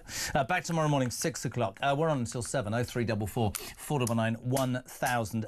The main story, obviously, that vile punk duo. Is that just a punks, aren't they? Bob Vylan. Actually, if you're just tuning in, a criminal investigation has just been launched into their set and kneecaps at Glastonbury. Avon and Somerset Police, brilliant, have said that they've reviewed video and audio footage, and there is going to be a detective in charge of it. There could be prosecutions, which is probably because of the huge outcry from the British public, because, let's be perfectly honest, wherever you stand politically, Lucy Connolly is languishing in jail for 31 months for some very hurty words, wrong words, about the Muslim community, well, migrants, to be fair, which she absolutely got wrong and should never have said. But this lot of platform by the BBC, right, to go on, and as the gentleman who just called said, which I think is a really salient point, right, they would have done a sound check. There would have been banners. The BBC and Glastonbury will have known exactly what was coming. That was a stitch-up, and the British people don't want to see it. Let's go to Andrew. He's in Halifax. 2 minutes. What you got, Andrew? Hello, Jeremy. Hello, mate. Well, I agree with everything you say, but there's something that the media missed this week, which was also a glorification of terrorism, and it's just as repugnant in my book. And that's at the Waterfront Festival in Liverpool, when they had the Wolf Tones on. There were people in the crowd chanting up the IRA. Now, I don't care whether it's black people cheering for the death of Jews or white people cheering up the IRA. As far as I'm concerned, they are absolutely the enemy of everything every decent person in this country stands for. And I'm sick of people who hate this country being platformed in it. I completely agree with you. In fact, let's be perfectly honest, which I'll be accused of being outrageous when I say that. What hope have we got when our Prime Minister's not very patriotic and doesn't actually like this country very much? In fact, I'm convinced that this government would do anything not to be. I think they're all globalists. I think it's all about what the world thinks. But for me, it's really, really simple. I don't condone what Lucy Connolly said, but you'd want some consistency. You'd want some regularity to your justice, and this man, if he was a far-right criminal, would have been dragged off stage and arrested and made, quite rightly, a figure for. We would have all been looking at it and going, absolutely. Why is it taken till Monday? Thank God for Trump. Did you see that? He woke up and said, you can't come to my country, you haven't got a visa anymore, you can sod off. I mean, that's what we want, isn't it? Absolutely, but unfortunately this praising of terrorists is something that's been brought into the rest of the UK from Northern Ireland. Praising terrorism has been legitimate there for generations, and no crack. In fact, the people who've done it the most have been rewarded with power and privilege. Couldn't agree more. How is Halifax, all right? It is absolutely baking. I'm sweating like a glassblower's backside in this car. A glassblower's backside? Yep. Put the aircon on, you cheapskate. Thanks a lot. 5 past 5, 0344. Sweating like a glassblower's black. I can tell you, let's have a bit of fun amongst all the madness. How hot is it where you are, and how does it make you feel? Good one, Ryan. Do you like that? It's voice notes, please. Voice notes. 0344 499 1000. Voice notes. It's however hot it is, and it's making me whatever. Jodie's already pointed out that it's that hot and sweaty today. She's sweaty in places she didn't know existed. 0344 499 1000. Cameron's texted me and said he definitely does know, but that's another subject. Right, next guest. We're lining him up. We're here on Drive. The legend, it says here, Conservative commentator Benedict Spence. A very good afternoon. How hot is it in Norfolk, and how sweaty are you, Spence boy? Oh, honestly, I'm as sweaty as a public schoolboy whose prep is late and they still use the cane. There we go. Off the top of my head. I'm glad you said that. He says dropping his pen, because I thought you were going to say something else there, but there you go. How are you, my friend? Are you all right? I'm well. I didn't go to Glastonbury this weekend. I had London all to myself. It's the best weekend of the year, because everybody I dislike has gone somewhere else. I saw them on the train coming to work today, a lot of smelly, unwashed, overweight. When I was on my way into London, I saw that there were lots of people going to an Iron Maiden concert, and I thought those people are going to have a much better time than the people at Glastonbury. I know I've spent an hour ranting, and I make no apology for this. You'll always give me some balance. I cannot in my mind accept the fact that this... I'm actually for free speech, right? This was absolutely planned. There will have been a walkthrough, a sound check. The BBC, everybody will have known that was going to happen. The guy made a really good point. There'll have been banners up. That's how they do it. They have to do it like that. This man's allowed to do that, and nothing happens, right? Everybody's outraged. It's two-tier justice. Lucy Connolly languishes in jail for some very wrong words about the Muslim community, but what he said was inciting people to go and kill people, OK? And we've just heard that the Avon and Somerset Constabulary have launched a criminal investigation into that and Kneecap set, which is a really good thing. He woke up, Donald Trump, and says, "You're not coming to my bloody country," but nothing from the government. Oh, it shouldn't have happened. And the BBC, they're all in the firing line, aren't they, pal? Yeah, and the problem is, in some ways, I'm quite happy that this has happened, because I think it's really shown, actually, that how out of touch the BBC and much of London's sort of metropolitan establishment is. Over the last couple of decades, they have begun to fetishize Glastonbury. Great word. Think of something else. They've turned it into this strange sort of ritual where, everybody, you have to go to Glastonbury. Everybody who's anybody goes to Glastonbury. And the very fact that we, the taxpayers, fund it being broadcast to the nation in ways that lots of other things don't get to be broadcast. A music festival, a commercial event, has been turned into this strange sort of this event that everybody sort of has to partake in. And with that comes, as you're sort of pointing out, the desire for free expression and artistic creativity.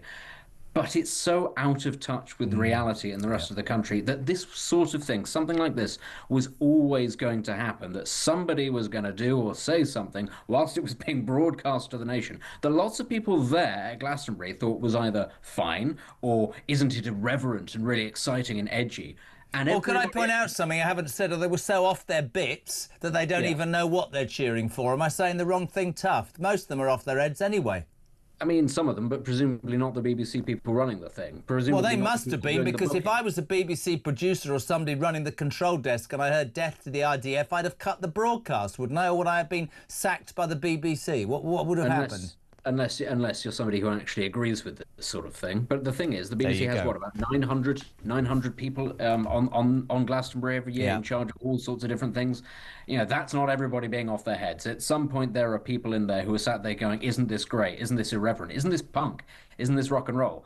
And the rest of the country sits there wide-eyed going, oh, wow. They think they can just get away with saying that.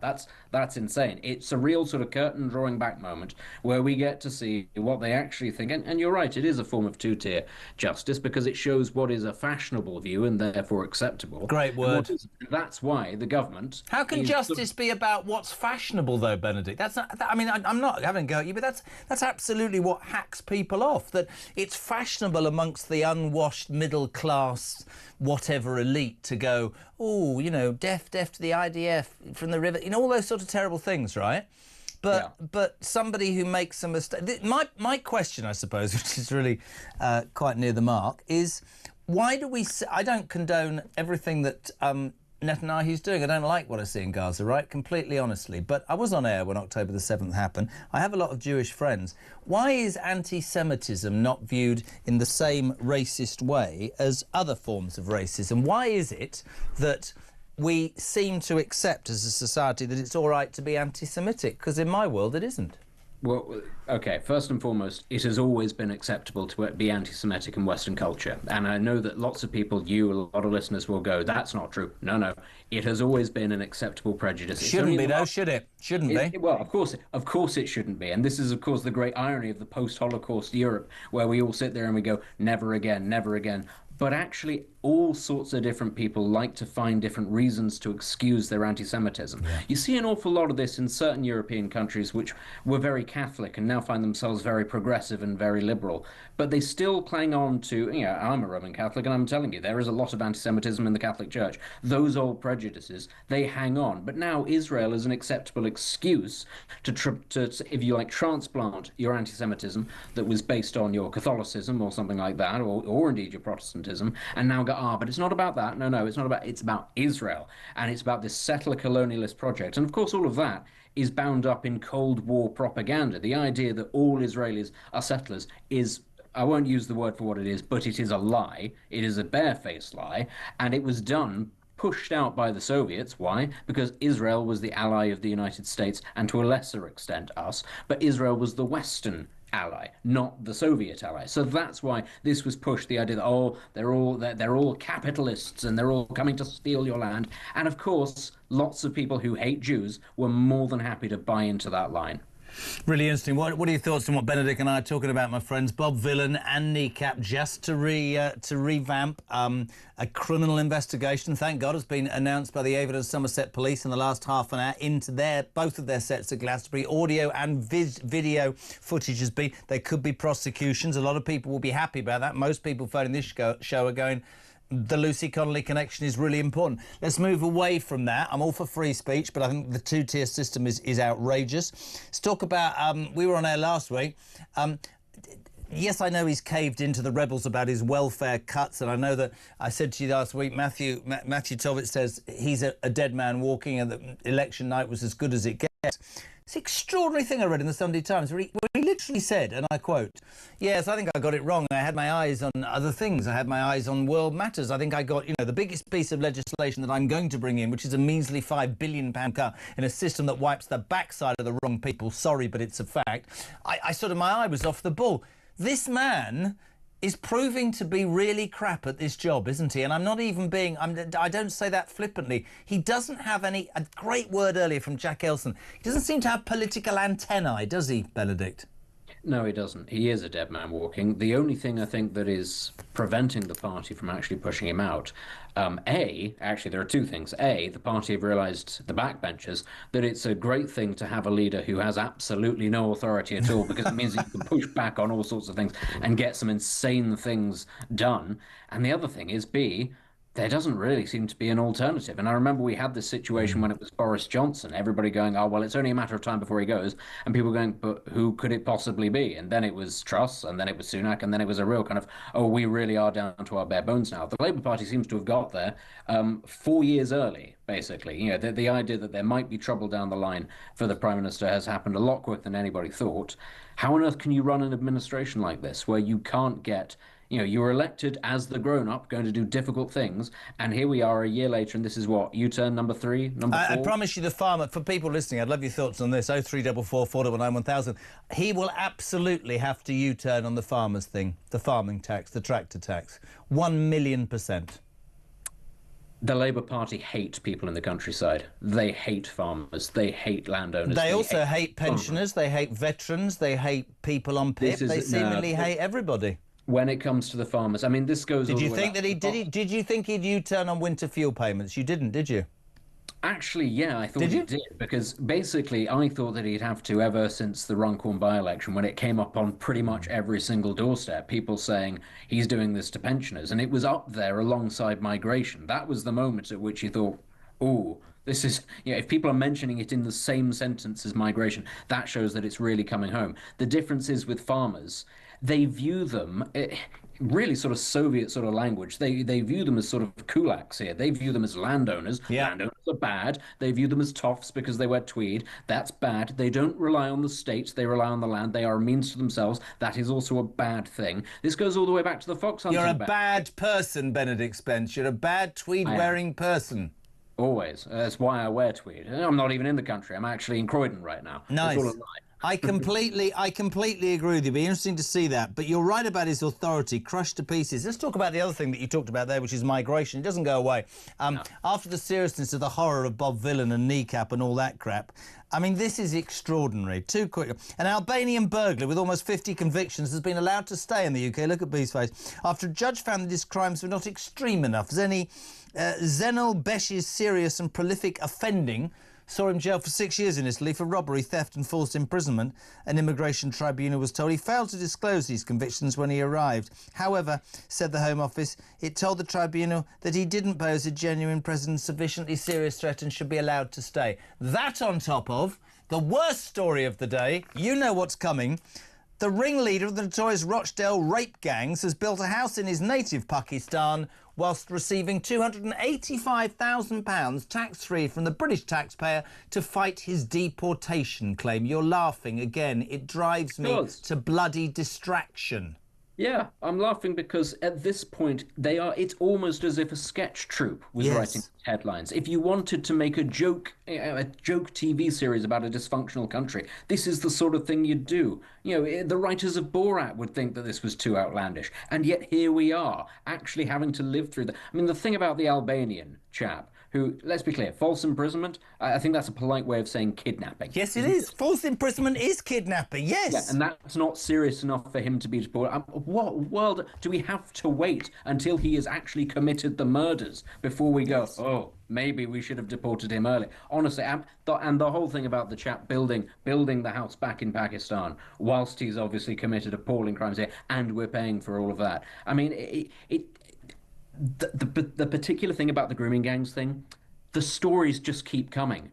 And they're not going to stop coming because it's ongoing now. That's the thing. It was 20, 30 years ago, and it's today, and it'll be next week. And until actually a government has the gumption to say, this needs to something drastic needs to be done, rather than a prime minister who says we're an island of strangers and then a few weeks later goes, oh, I wish I hadn't said that because now I might have to face up to reality. Until we actually get a government that does face up to reality, spoiler alert, these stories are going to keep on coming, and it shames us as a nation. It shames me. And I think that's a really, really good word, because we've talked a lot on this show and this station about how we seem to have a government that isn't pro the United Kingdom. I'm fiercely patriotic, and even, after the debacle of the Tories, I wanted the Labour Party to succeed. I want my country to be... We are an embarrassment. We're not talked to by our allies anymore. We still can't stand shoulder to shoulder with the United States about what happened in Iran, despite what we know that the mad mullahs are capable of.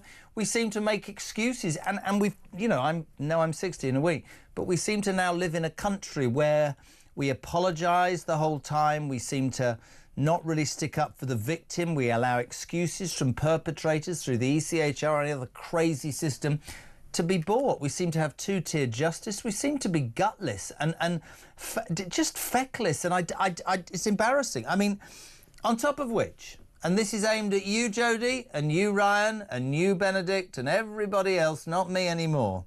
Labour has said it wants more young people to have children, warning that Britain's plummeting birth rate is a danger to society. Bridget Phillipson, the Education Secretary, has raised the alarm about a younger generation who are thinking twice about starting a family because of the rising costs of housing and childcare. I'd like to point out to all of you youngsters, there are three things happen if you have children.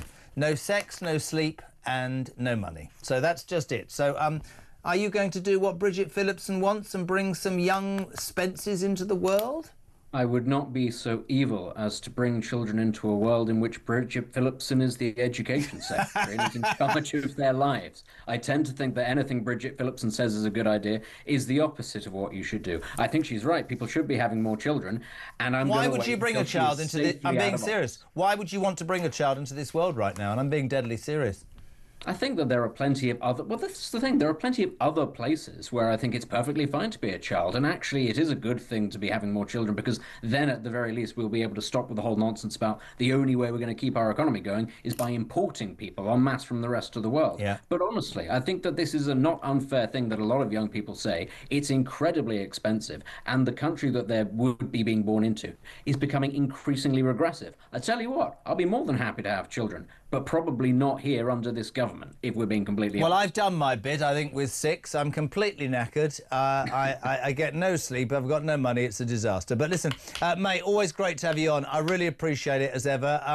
From the nice area of Croydon, or via Norfolk, the legend that is Benedict Spence, thank you very much indeed. 21 minutes past 5 o'clock. Ryan, Jodie, any thoughts of children? Not together? Separately? No? 0344 499 1000. Rich is in Dudley. Dudley with a voice note. Go. It's Rich from Dudley. It's blooming hot here. I've been down the garden, I've mown the fence and painted the lawn, and I'm hot. I'm sweating more than somebody who's due in court for an offensive tweet. Love it. Send us a voice note. How hot is it where you are? That was Rich in Dudley. He didn't say how hot it was. It was 36 on the tube, and there was a man in a coat. Bloody mad, most of them. Where are you? How hot is it, and how sweaty are you? You can send a voice note, 0344 499 1000. Ryan is back and smiling like a man with big feet. Back in 3.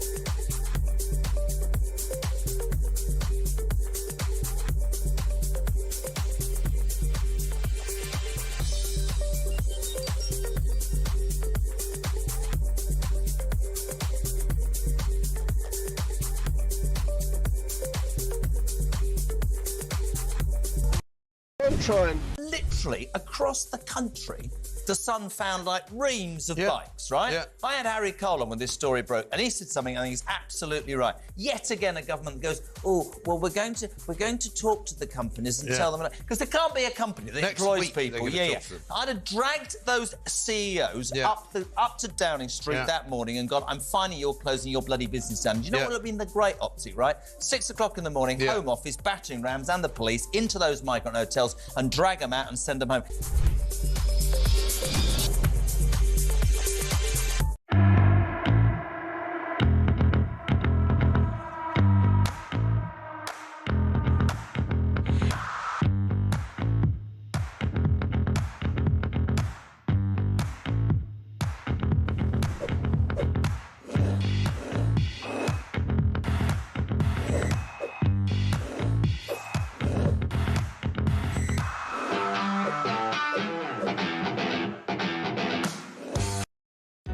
Across the UK, on DAB+, on your smart speaker, on your smart TV, and on your side. This is Talk. 5:25, this is Talk, the home of free speech and common sense, the home of Mike Graham in the morning. Back tomorrow morning, sounding fantastic on Morning Glory. Let's get to the phone lines. Let's go to Derbyshire. Carl.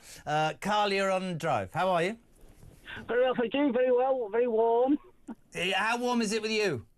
It's not too bad. It's only 30, but... Are you sweating? Are you sweating? Yeah, we've been in Greece for 2 weeks and it was a little bit warm than this, but I can't jump in the Aegean here. No, well, you can't jump in the Aegean here because it's in Greece, you idiot. Right, what do you want to talk about? Come on. Right, these vile chants over the weekend at Glastonbury by the virtue signalling idiots. Yes. Now, none of this would have mattered had the law been applied sensibly to the likes of Lucy Connolly and the poor unfortunate guy who committed suicide. If they hadn't been imprisoned for a little bit of an offensive tweet or a chant towards the police, whatever, it was inoffensive and nothing should have happened apart from a slap on the wrist. But because of that, right-minded people up and down the country want to see justice applied fairly. If it's good enough for one, it's good enough for the others. I mean, I think that's the point. Justice needs to be... I am all for punishing people who break the law, but if your law is not consistent and your treatment of certain cases is not consistent, and I genuinely do believe, and people might agree or disagree, let me know, this comes back to Starmer. It suited the rhetoric for him after Southport to jump up and down and say that everybody that took to the streets was far right. I don't condone the far right thugs at all. But I don't condone Bob Vylan either. Just because it's trendy or it's acceptable or those people in Glastonbury are so off their heads they don't know the reality of what's going on.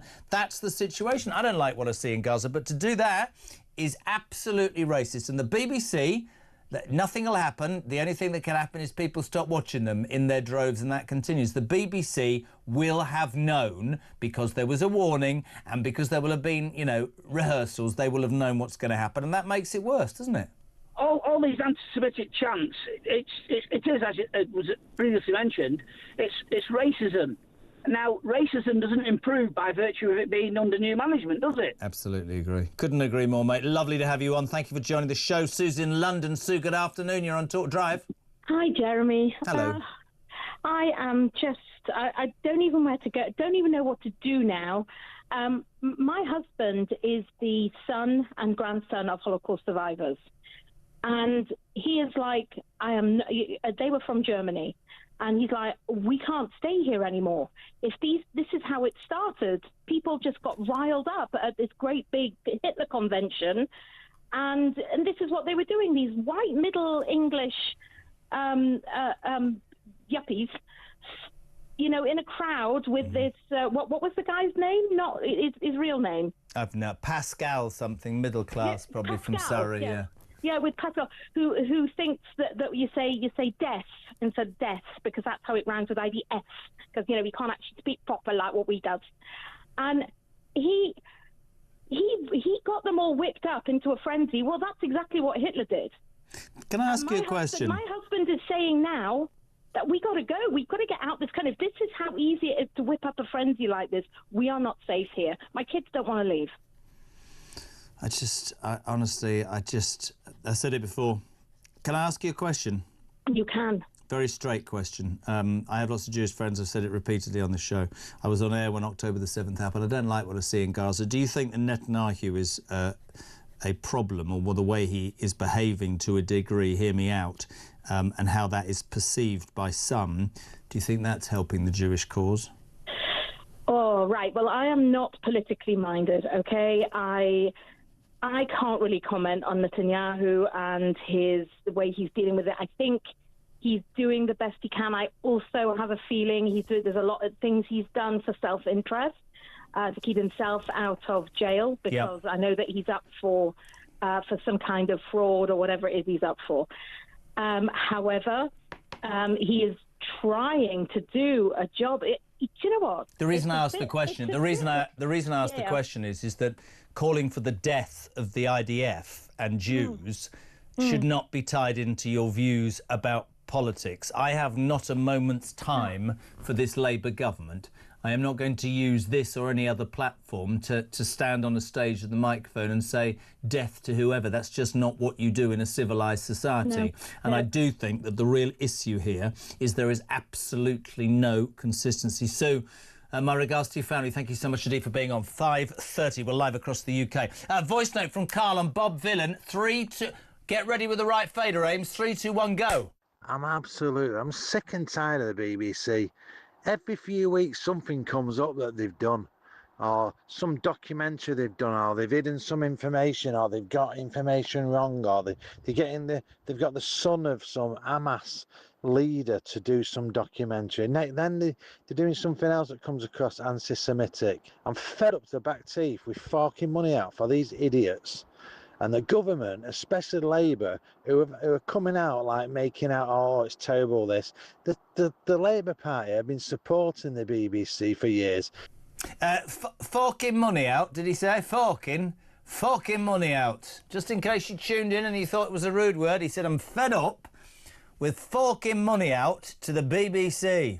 It's not right that we're forking money out to the BBC. Stop worrying, it's forking. He's talking about forking. 03444 499 1000. Do you think we're forking too much money out to the BBC? There's a lot of forking going on, to be perfectly honest. I can't imagine Peter Cowell doing this. Right, let's look. Sorry, No, I'm not forking anything else. Off. We'll talk about migration. Let's go to... No, Ricky, I'm sorry. Look, the boss said that. We're forking out too much, Elson. Let's go to Stephen Wolfe, migration expert and former MEP. Do you think we're forking out too much to migrants? Look at him, he's grinning. How are you, Wolfie?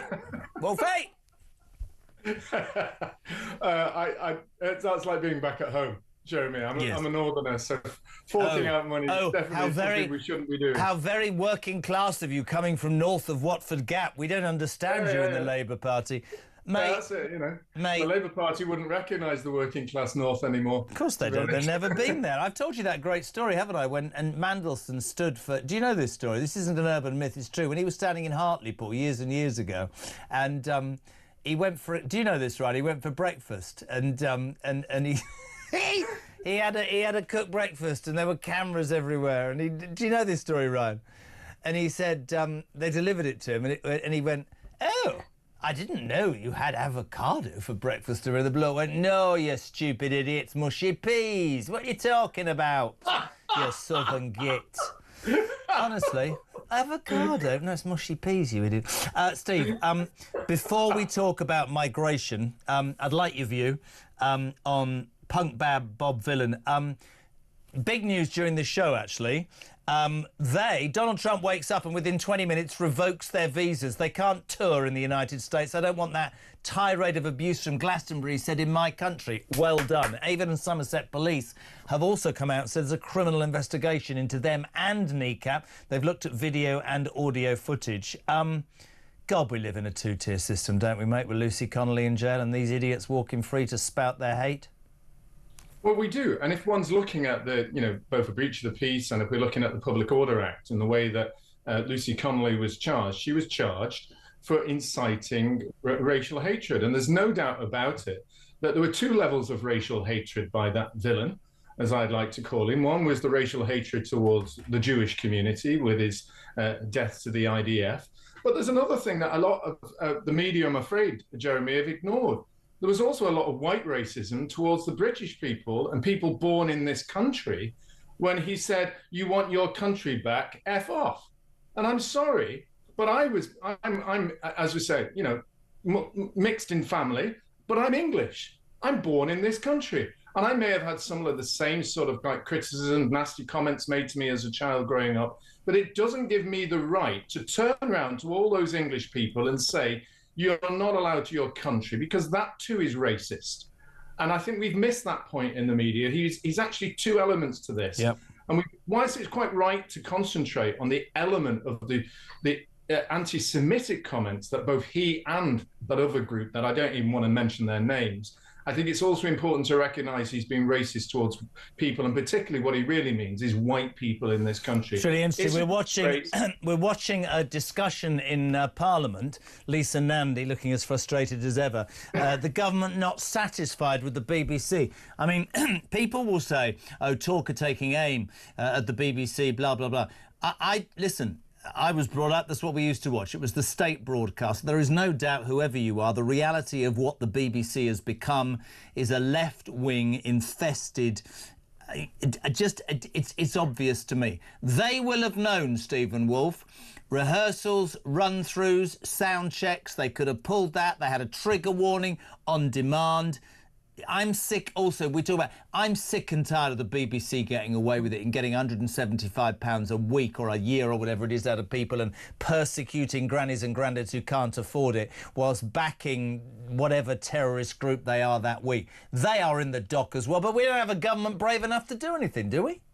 No, they are definitely in the dock. And isn't it right also that there is a delay on all live streaming? It depends. Now, some people are going to say to me, I'd love somebody from the BBC. What an idiotic comment that was, as if anybody from the BBC would be listening to this tribe.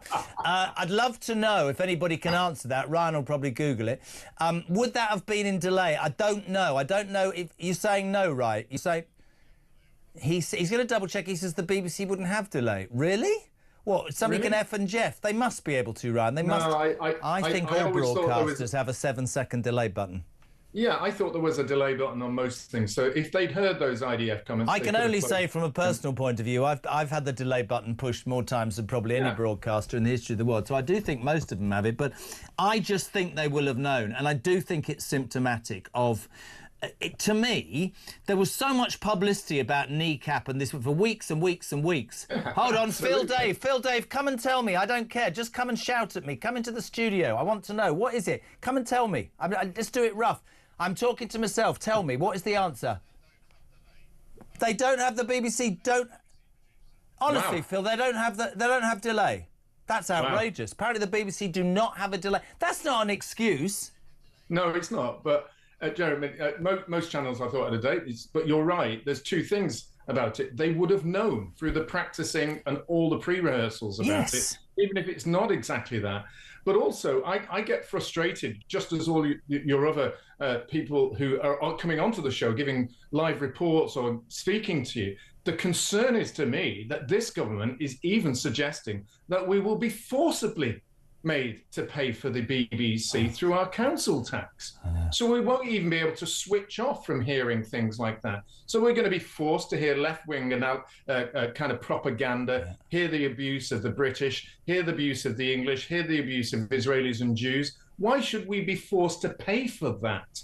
Even through the council tax. Couldn't agree more. Now, Phil Dave, who works on this station and used to be a BBC producer, is just running off air and said to me, they do not have those delay buttons because they are supposed to broadcast everything, which is a self-perpetuating argument, isn't it? Because they'll go, oh, we do. But I'm with you. They will have known that was coming. It fits the mould. Listen, you've talked... We want to get you on your expert. I'm just... Please take a breath, by the way, peeps, if you are about to hear what I'm about to hear. An Albanian burglar... Look at Stephen's face. With almost 50 convictions, has been allowed to stay in the UK after a judge found that his crimes were not extreme enough, peeps. Zenal Besh's serious and prolific offending saw him jailed for 6 years in Italy.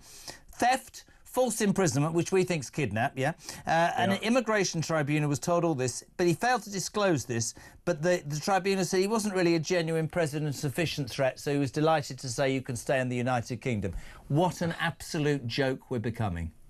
This is another of those examples, Jeremy, where Article 8 of the human rights, which can be used by a government to remove people, has been extended so much that it's almost impossible for anyone now to qualify as what is a threat to the UK and what is a danger to the UK. I mean, we've very clearly seen people who are a threat. They have committed rapes, they are committed mass burglaries, they are brutalizing individuals, and they've been allowed to stay because their beard would be seen as different and not allowed in the country that they were going to. Chicken McNuggets, we can go on through that list.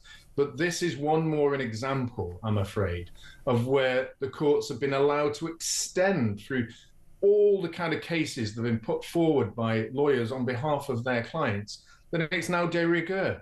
It's almost impossible to get rid of anyone. What do you have to do? You know, I was going to say, kill the IDF on stage in Glastonbury before you were allowed to even be exported or deported from this country. I doubt even then they'd probably find some excuse. Do you think these people, on a serious note, do you think these people who make these decisions, I hate the word wokerati, but I'm just being, to the reality, do they have any clue, do you think, these people, genuinely what the British public think? This isn't just a few people on a radio station spouting off. Go and look at the facts. Get out of London and Islington and go north, and you know this. There are millions of people whose public services are being crushed, who think that they are at the back of the queue, who feel they are having the PISS taken out of them on a regular basis, and that is completely and utterly unacceptable. I don't know whether this Labour government doesn't care anymore, but I don't know whether people in power understand the depth of the anger, Steve. No, I don't think they understand the depth of the anger, and what they do is they look down upon people and say they shouldn't be that angry, they shouldn't be that stupid, they shouldn't be that thick, to be honest. I mean, I remember being in a debate on the Fabian Society during the Brexit campaign, and it was myself and Tim Weatherspoon. And Anna Soubry was there with a BBC presenter, and they said, don't they understand? These people are thick voting for Brexit. They are stupid. Did you hear what happened to me? Were you listening earlier at the beginning of the show? What happened to me at my son's private school, Lord Wandsworth College, on Saturday? Thank God he's leaving. Sit down and 1,000 parents and pupils. Quite nice, actually. They bring out, what's that guy called? What's that guy called again? Andy Zaltzman. Apparently BBC News, no idea, bald head, lots of spiky ginger hair. First 3 minutes he was funny, and then he said, he basically, I'm in the front row looking at this bloke, and then he starts lecturing 11 to 18-year-olds. Donald Trump's an outrage. Brexit was a complete disaster. Your parents and grandparents have let you, the next generation, down just because of odd-shaped vegetables. It's coming back to me now, the speech. Net zero is what it's all about. We need to let people into our country. As I left, I mean, appalled, genuinely, at the end, the Deputy Master goes, what did you think? I said, I thought it was absolutely bloody awful. Why? Because I thought it was one-sided and it's indoctrination. It seems to be the trendy thing to do. And I wanted to stand up, Steve, and go, you know what, Mr Zaltzman, you're against private education. I happen to make that decision for my son, but I bet you're taking a sizable fee today, you hypocrite, aren't you? Honestly, unbelievable. Absolutely, and that's what they are, Jeremy. They are big hypocrites. They'll send their children to private school whilst we're denying it from others if they can, if not living already in decent areas where they've got a good school. And we see that through the Labour Party. They're sending their wealthy children who can pay £500-600 a ticket for Glastonbury to go and laugh and cope with somebody who actually despises them on the stage. He's turning around and actually laughing at them. I'm black, you're white, you're the ones who are clapping me. They just don't get it. And all the time they think that everybody else around them who's not part of their little claque and cliques in London are stupid and thick. And when it comes down to the law, that's what they're doing. They're just not knowing what people's anger is about, and if they do, they don't care. Mate, it's always such a pleasure. I love having you on. Thank you. The excellent Stephen Wolfe, migration expert and former MEP. As I head to the break, I've got a question for you. Do you think we're forking? I'm fed up to the back teeth with forking money out for these idiots.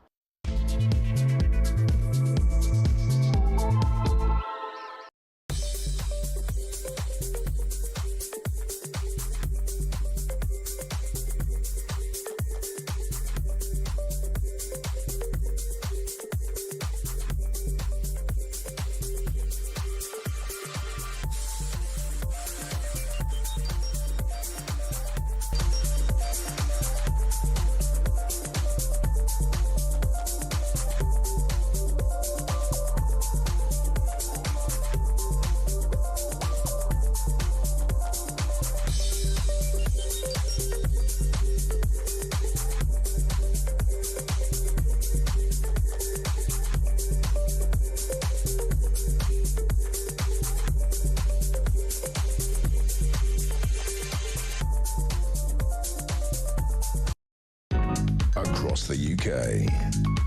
On DAB+.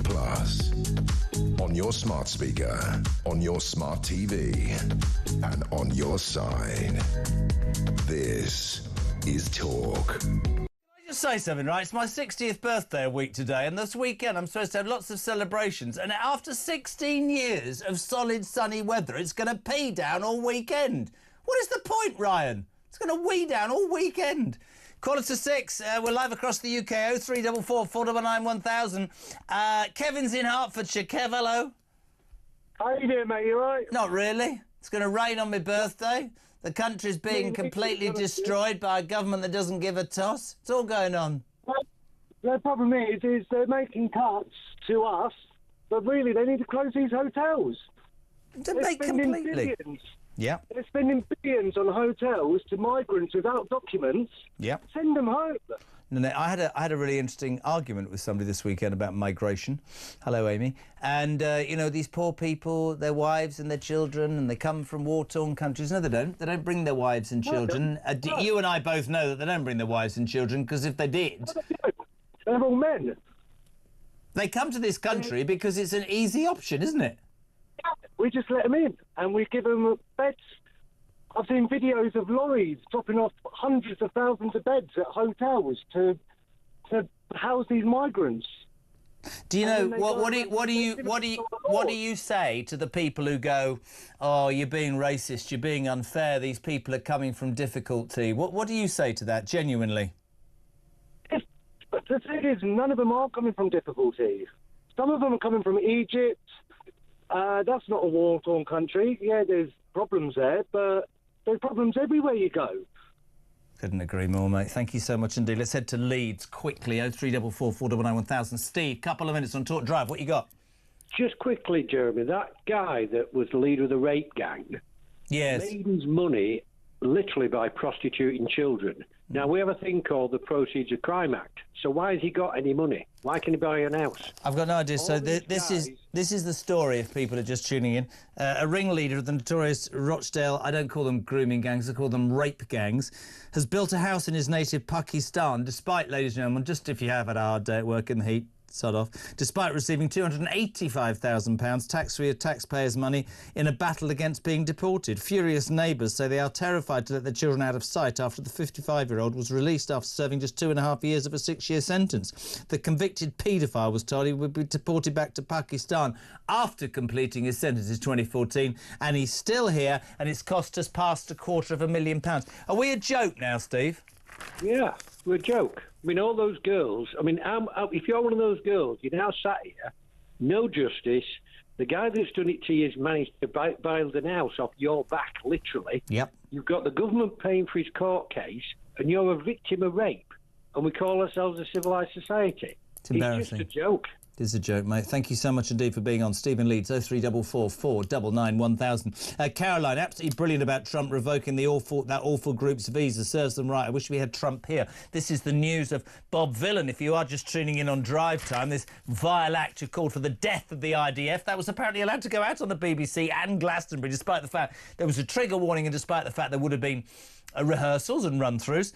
In the time we've been on air, Donald Trump wakes up and says, "You're not coming to America, I'm revoking your visas. I don't want your horrible, hateful tirade in my country." Still nothing from our government. Ooh, we're a little bit upset, really. You should have had them arrested on stage. The Avon and Somerset Police Constabulary in the last hour announcing a criminal investigation into their performance, audio and visual stuff, and also kneecaps as well. So I hope this piece of rubbish is thrown into jail like Lucy Connolly. And every time I say that, people go, "But she was very hateful." Yes, I don't condone what she said, but what about some bloody balance here? He's allowed to get away with that, is he? I know exactly why, and so do you. 0344 499 1000. Stuart, well said, Jonathan Sacerdoti. If you were listening about an hour ago, Jonathan, a Jewish journalist and broadcaster, it's heartbreaking irony that so many at a music festival were calling for death. They should have held a minute's silence for the October the 7th victims, who were all murdered at a music festival. Rachel, this talentless Bob Vylan should enjoy his 15 minutes. What a pathetic individual, using an issue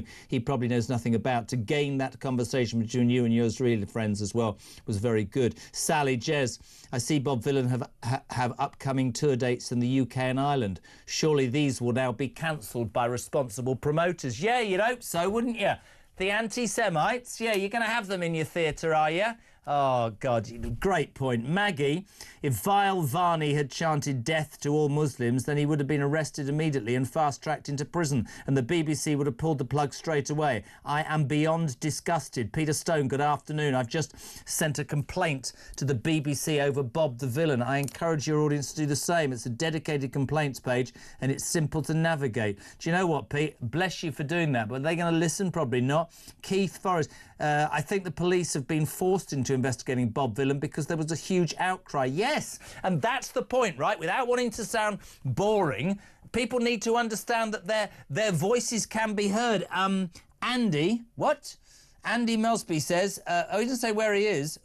He said it's 30.5 degrees where I am, and I'm sweating like a Labour MP doing a lie detector. Moving on. Stuart, don't look at me like that. Jeremy, do you have faith in Avon and Somerset Police? This is the same woke police service that stood down and allowed the rioters to throw Edward Colston's statue in the harbour, then defended their decision, and of course the jury refused to convict them. Interesting. Hi, Jazz. What? It's Jez, but don't worry, I've only been here 3 years. Phil's from Peterborough, just driving home from work in my Land Rover Defender. 33 degrees outside, but it's OK because the air conditioning is on and my backside's very cool. Tell Jody. He's got a cool backside, Jodes. John's in Newport, evening, Jez. Watching that clown Bob Villain, a.k.a. Pascal from Islington. What disgusts me the most is the flags being flown. Palestine, Iran, Hezbollah, but not one British or English flag. Shut Glastonbury down and make it a criminal offence to fly a foreign flag in this country. It's 27 degrees, says Tony Pickering in Wylam. That's a beautiful little village right on Hadrian's Wall in Northumberland, God's country. Keith, I am 75, so stop saying you're 60. You're hacking me off, says Keith in Nottingham. It's 32 degrees in King's Lynn in Norfolk, so apparently, according to the climate weirders, I should be dead by 8 o'clock. Steve's in Bromsgrove. Wandering around Italy, arrived in Piera on the Med coast this afternoon. It's 38 degrees and very sweaty. Thunderstorms are coming, here for the week. Great to put it on YouTube and get our daily fix of you and talk. Keep us sane in our travels. And finally, for now, Andy's in Thatcham. If the police can trawl through video footage to identify people in crowds at football matches and riots, they can definitely bloody well do the same of the Glastonbury mob, chanting death to the IDF. That's interesting. Talk Drive.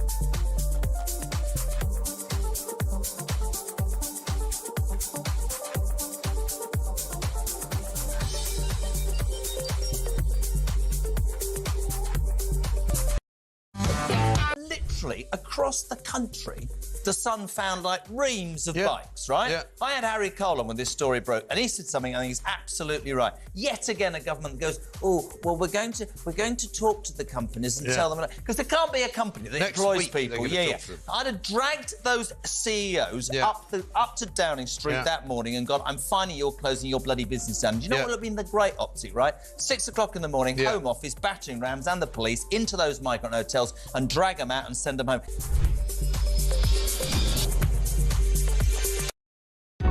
Across the UK, on DAB+, on your smart speaker, on your smart TV, and on your side. This is Talk. 7 minutes to 6, a bit of a respite from the IDF and all that stuff on the stage at Glastonbury. Push the button, Ames. Sport Summary on tour. Very good afternoon, Anil Kandola. How are you? Hello. Very good afternoon to you, Jeremy. It's scorching hot where I am. I'm actually based in Coventry, but I've rephrased it to Costa del Cov.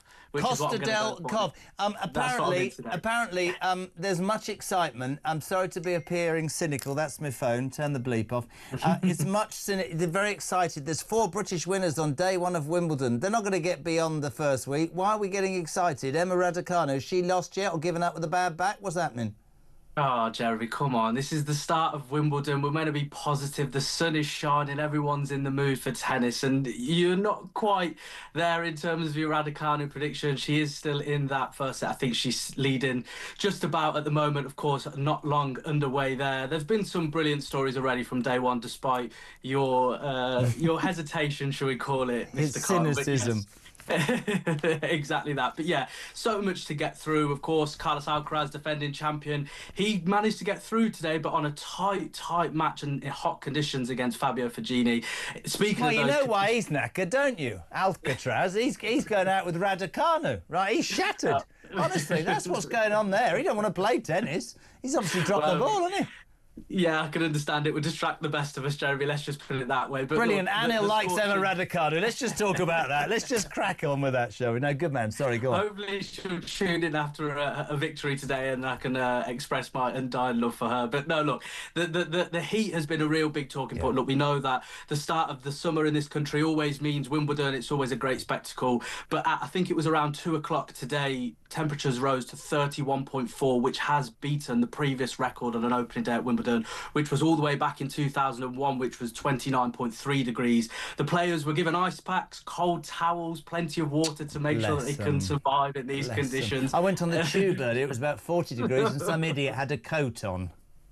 And you don't even get paid for that, Jeremy, so it's just absolutely bonkers, isn't it? No one was giving you your cold towel, so rest assured, I'm sure someone will provide that on your way out. But yeah, it was brilliant conditions today, very hot, and I think I just want to take your attention to a certain British qualifier, Oliver Tavet. Now, Oliver did win today the opening round of Wimbledon, which means that you will earn £66,000 for a first-round victory. However, he's not going to be very happy because he's actually an American student and the college rules state that you can only be $10,000, which I think is just over £7,000 in profit, as well as all of your expenses covered. So despite him getting free strawberries at Wimbledon, his money in terms of any winnings has already been capped at the $10,000. Oh my God, he must be gutted, man. He must be gutted. Listen, we haven't got long. Do you even carry on playing? So Sonny Cartel, first to advance. She beat the 20th seed, Jelena Ostapenko. Well done. British qualifier Oliver Tavet wins. Arthur Ferry beats 20th seed Alexei Poprin. Cameron Norrie through. And Emma Raducanu v Mimi Zhu in an all-British clash. She's currently leading 3-2, but her back will go in a minute. Don't worry, she'll retire and start crying. Very quickly on football, João Pedro. Newcastle wanted him, but he's gone to Chelsea. Another one to Chelsea. 60 million. It's not just another one to Chelsea, but it also seems another one that has evaded Eddie Howe. I do really feel for the Newcastle boss because, of course, Brian Mbeumo was very high on Newcastle's list amongst other players as well. But it seems that another player, especially from Brighton, is joining Chelsea. This time now, of course, as you said, João Pedro, 23-year-old Brazilian, 30 goals, 10 assists in the past 2 seasons for the Seagulls, has earned him a whopping £60 million move up front to Stamford Bridge with an extra, I think it's £5 million in add-ons if all things go well. And 7-year deal, if you're the player, you're going to take the deal, aren't you? 7-year contract, mate. In sunny London, why would you not take that? So it was a bit of a no-brainer for his perspective. But yeah, I think in terms of Newcastle, it's a really disappointing moment because they have got an amazing project. Jeremy, I've spoke to you so many times about Eddie Howe. What a manager, what a brilliant operator within the Premier League on a tight budget despite the riches of Newcastle. So I think they'll be turning their attention to other players. But yeah, João Pedro is very set for that medical over in the States and in hope that he can make his debut in the Club World Cup for the Blues. What Ryan's told me, and I don't give a toss really, Watford set for 20% sell on, whatever. The other thing I want to talk about, Crystal Palace, brilliant, one of the best moments of the season, winning the FA Cup. Europa League fate delayed. This is because the guy that owned them, just very quickly, I've only got a minute, explain this, because it's really unfair for a team that, should be enjoying Europe on the back of that FA Cup, right? Absolutely. Look, the first major competition victory, the celebrations were high and they were dreaming of Europe only to be brought back down to earth. The individual that you mentioned there, Jeremy Kyle, is John Textor. He owns around 34% roughly of Crystal Palace, but he also has a lot of stake in the club Lyon, who have also qualified for the Europa League. And now the European football rules state that you can't actually be involved with two separate entities within the same competition. Now, of course, Lyon are going through their own difficulties, so we're awaiting to see what their outcome will be in terms of Crystal Palace's fate. But yeah, the decision and the future of Crystal Palace is certainly up in the air, and it's a really upsetting time, especially for them Palace fans. I really, massive winners. To be honest, it was such a brilliant thing, the FA Cup. I do hope they get in. Can I just say, Sam Elardou, you were brilliant in there. Look at him in the Costa del Cov. Freely admits that he fancies the pants off Emma Raducanu, yeah? Well, yeah, it's all about being open on talking on your show, isn't it, Jeremy? How much would you fork out for her? Don't be asking me the forking questions, Jeremy. I've been listening to it all day. Good boy! We love you, Adil. We love you. See you tomorrow. Good man. Right, it's almost 6 o'clock. We're live across the UK. This is the news at 6 and more afterwards.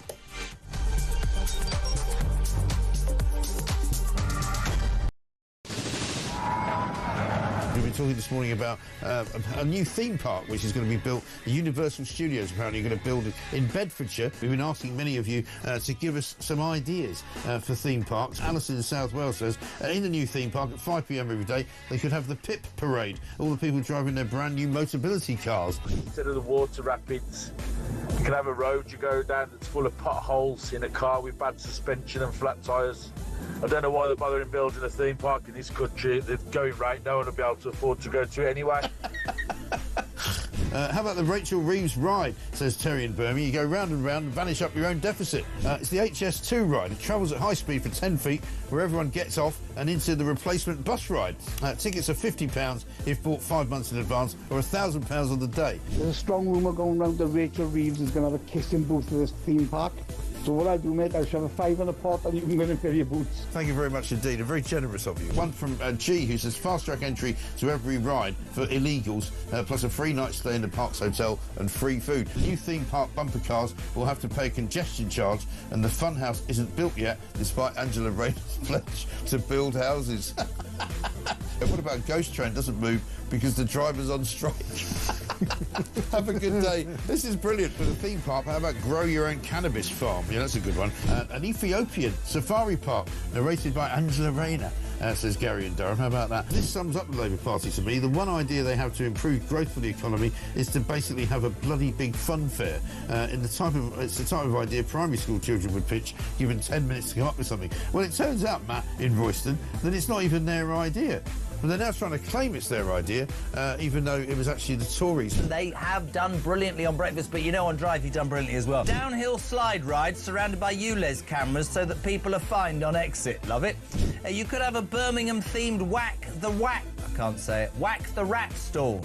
If you whack the rat, you can have your bin emptied for free. On the Labour theme park, a house of mirrors where they're all boarded up because they can't bear to look themselves in the eye. I've got a great one for you, mate. This is for the is this for the Universal theme park run by Labour? Moat right around the park. Yeah. With loads of dinghies. Call it the channel and say anyone who can break in. All across the UK on DAB+, on your smart speaker, on your smart TV, and on your side. This is Talk.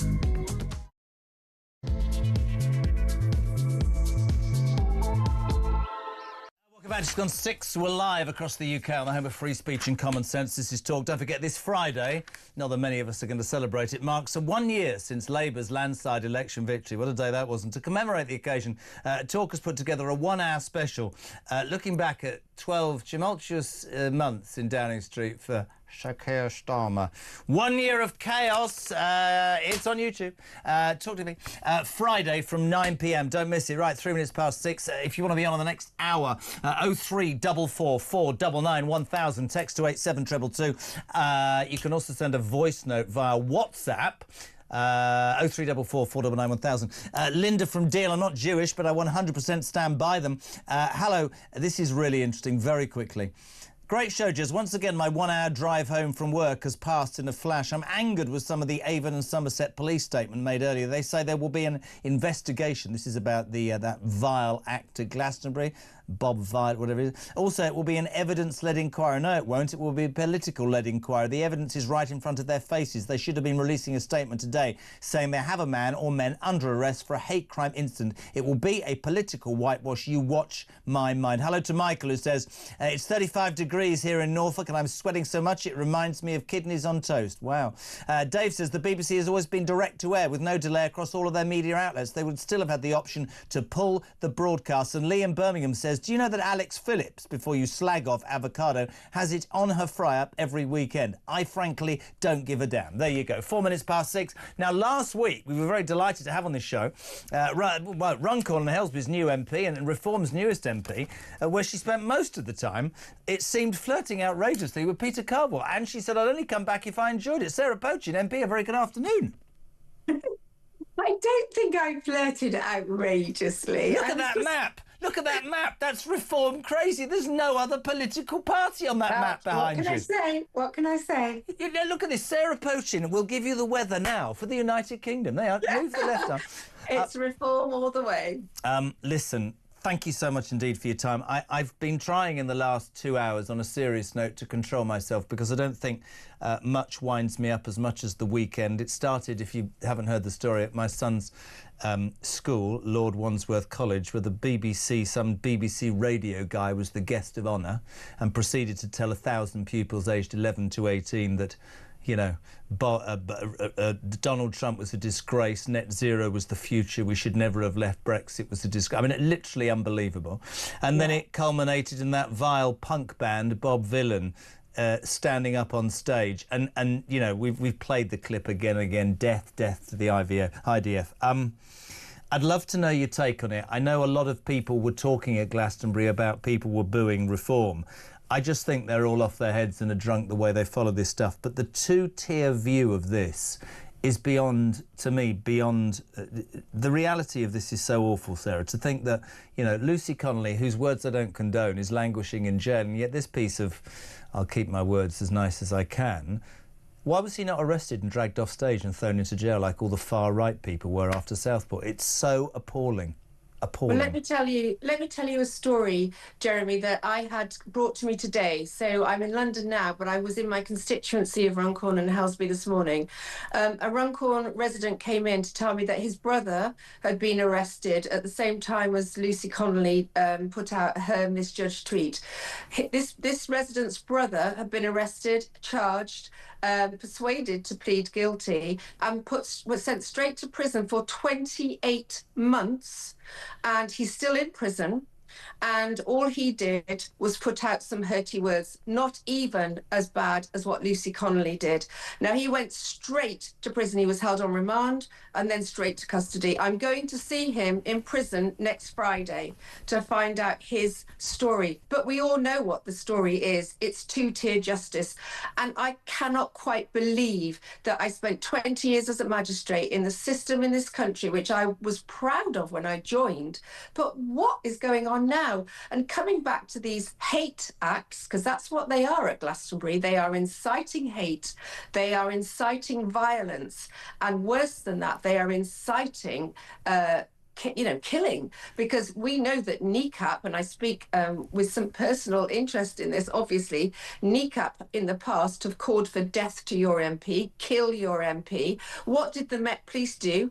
Just recently, it's been announced they will take no action on that. Well, now, this is the interesting thing. So as I came to air, right, ranting and because the duplicity of, I mean, the BBC, I don't care what anybody says, the BBC, right, there will have been a run-through. I've done television for 30 years. There will have been a run-through. They will have known that the scenery at the back would have been run. Somebody, and all this, they haven't got a delay. It's not a national broadcaster, it's biased. But in the middle of the show, straight away, Donald Trump wakes up in America, Sarah, and immediately revokes their visas. And I think to myself, utterly brilliant. He says, I don't want the tirade of hate you did at Glastonbury in my country. Brilliant. Nothing from our bloody government. Then Avon and Somerset Constabulary, just for people who are just driving home or sitting somewhere hot, They've announced, the Avon and Somerset Constabulary, that following the completion of that assessment process, we've decided further inquiries are required and a criminal investigation into not only Bob Vylan but also Kneecap is underway. There's been a senior detective. They said there's absolutely no place in society for hate. Now, a lot of people went, that's great. Others are going, this will be another bloody whitewash, won't it? Like the one you're talking about. It absolutely will. And why is it that Trump can go boom straight in there? They're banned. They're not coming into this country. We will not have preachers of hate and violence in this country. Why can our Prime Minister not do that? Oh, I know why. Sorry, now don't be unfair. Don't be unfair now.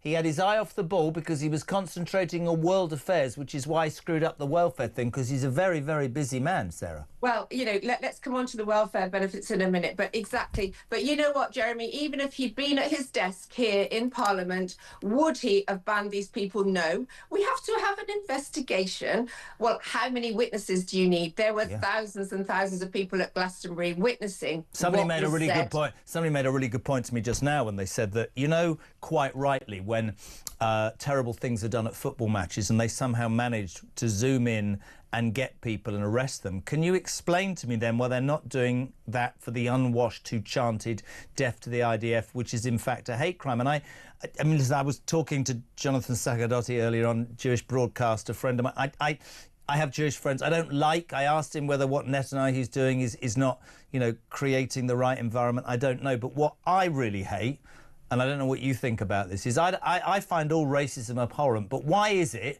that anti-Semitism, is it because of the colour of your skin, is not seemingly deemed as repulsive and as heinous and as vile as racism against black people or brown people? Any form of racism. But that was blatant anti-Semitism, filmed and shown by the BBC, and I would say actively encouraged by Glastonbury. It's a disgrace. It's an absolute disgrace, and this government will not call it out. On the one hand, you've got Wes Streeting saying on Trevor Phillips that the Israelis need to get their house in order. Then on the other hand, you've got Lisa Nandy saying this government feels very strongly about this and will take action. Well, take action. Ban them. You know, take away...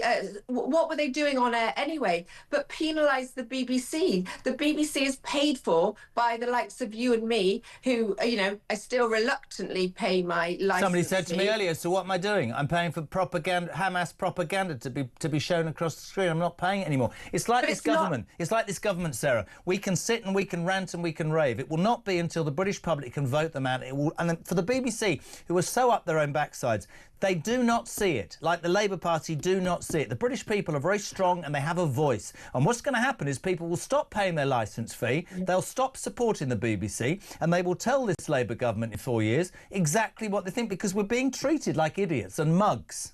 I find it very hard to convince anybody who tells me that they are refusing to pay their licence fee why they should.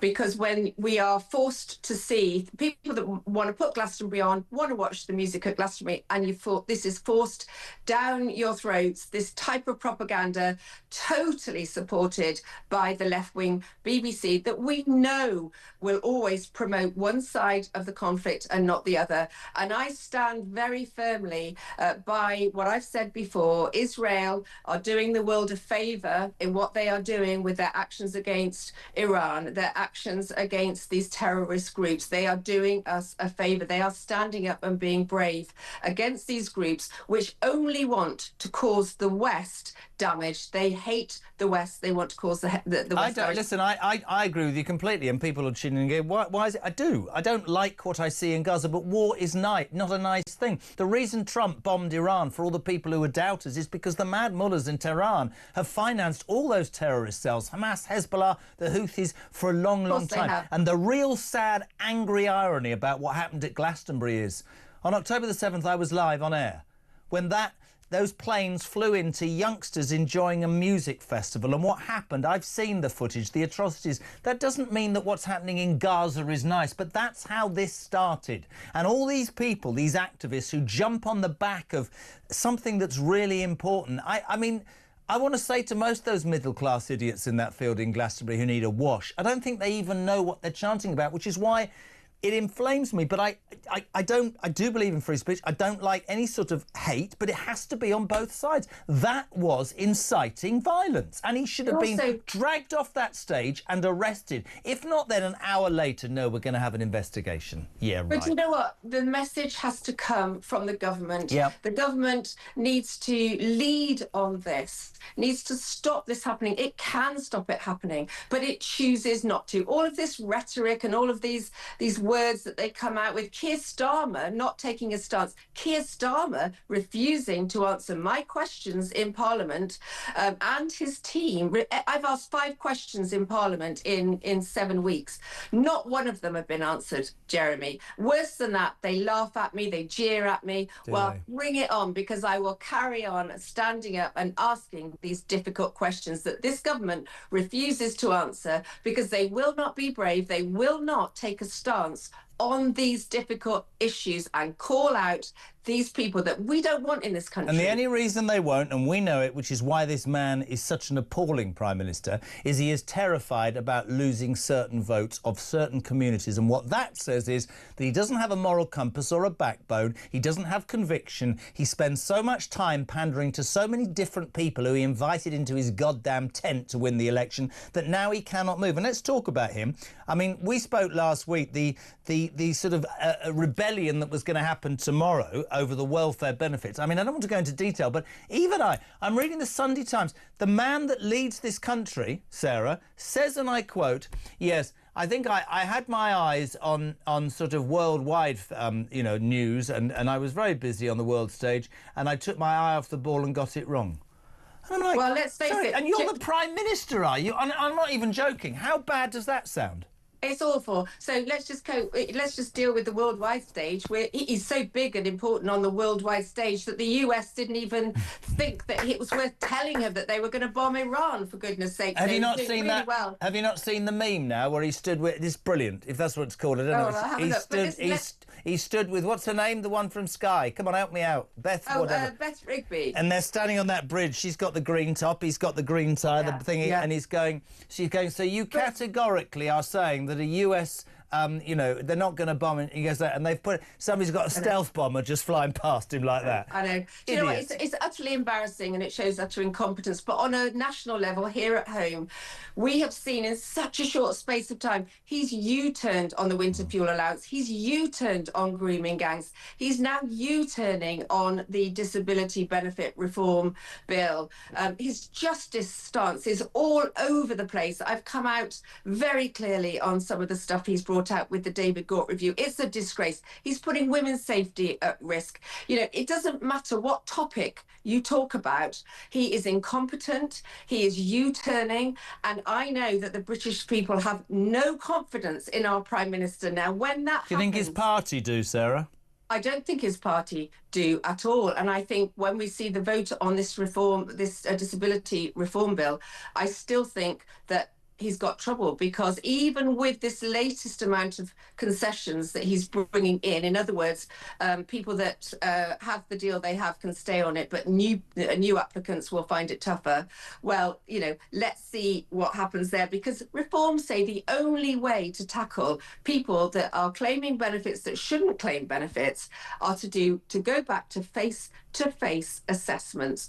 Whereas, of course, since COVID, that's all gone out the window, and nobody is doing face-to-face assessments. I think the welfare problem is, £5 billion is not enough. It's really, really simple. I've said it for a long, long time. I said it to your boss over lunch once, right? Here's the thing.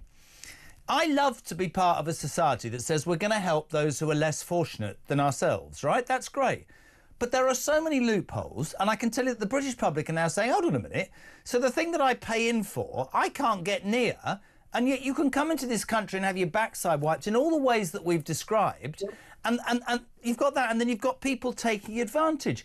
And then you hear story after story, and no doubt you will hear it in your constituency of Runcorn and Helsby, of people saying, when I needed, a bit of help or a bit of support, I couldn't get jack. And that's unfortunately how so many people feel. But I wanted to bring you on, if I can, to two of the most outrageous stories I think I've... Well, it's not outrageous. We do it every day on this bloody station, don't we?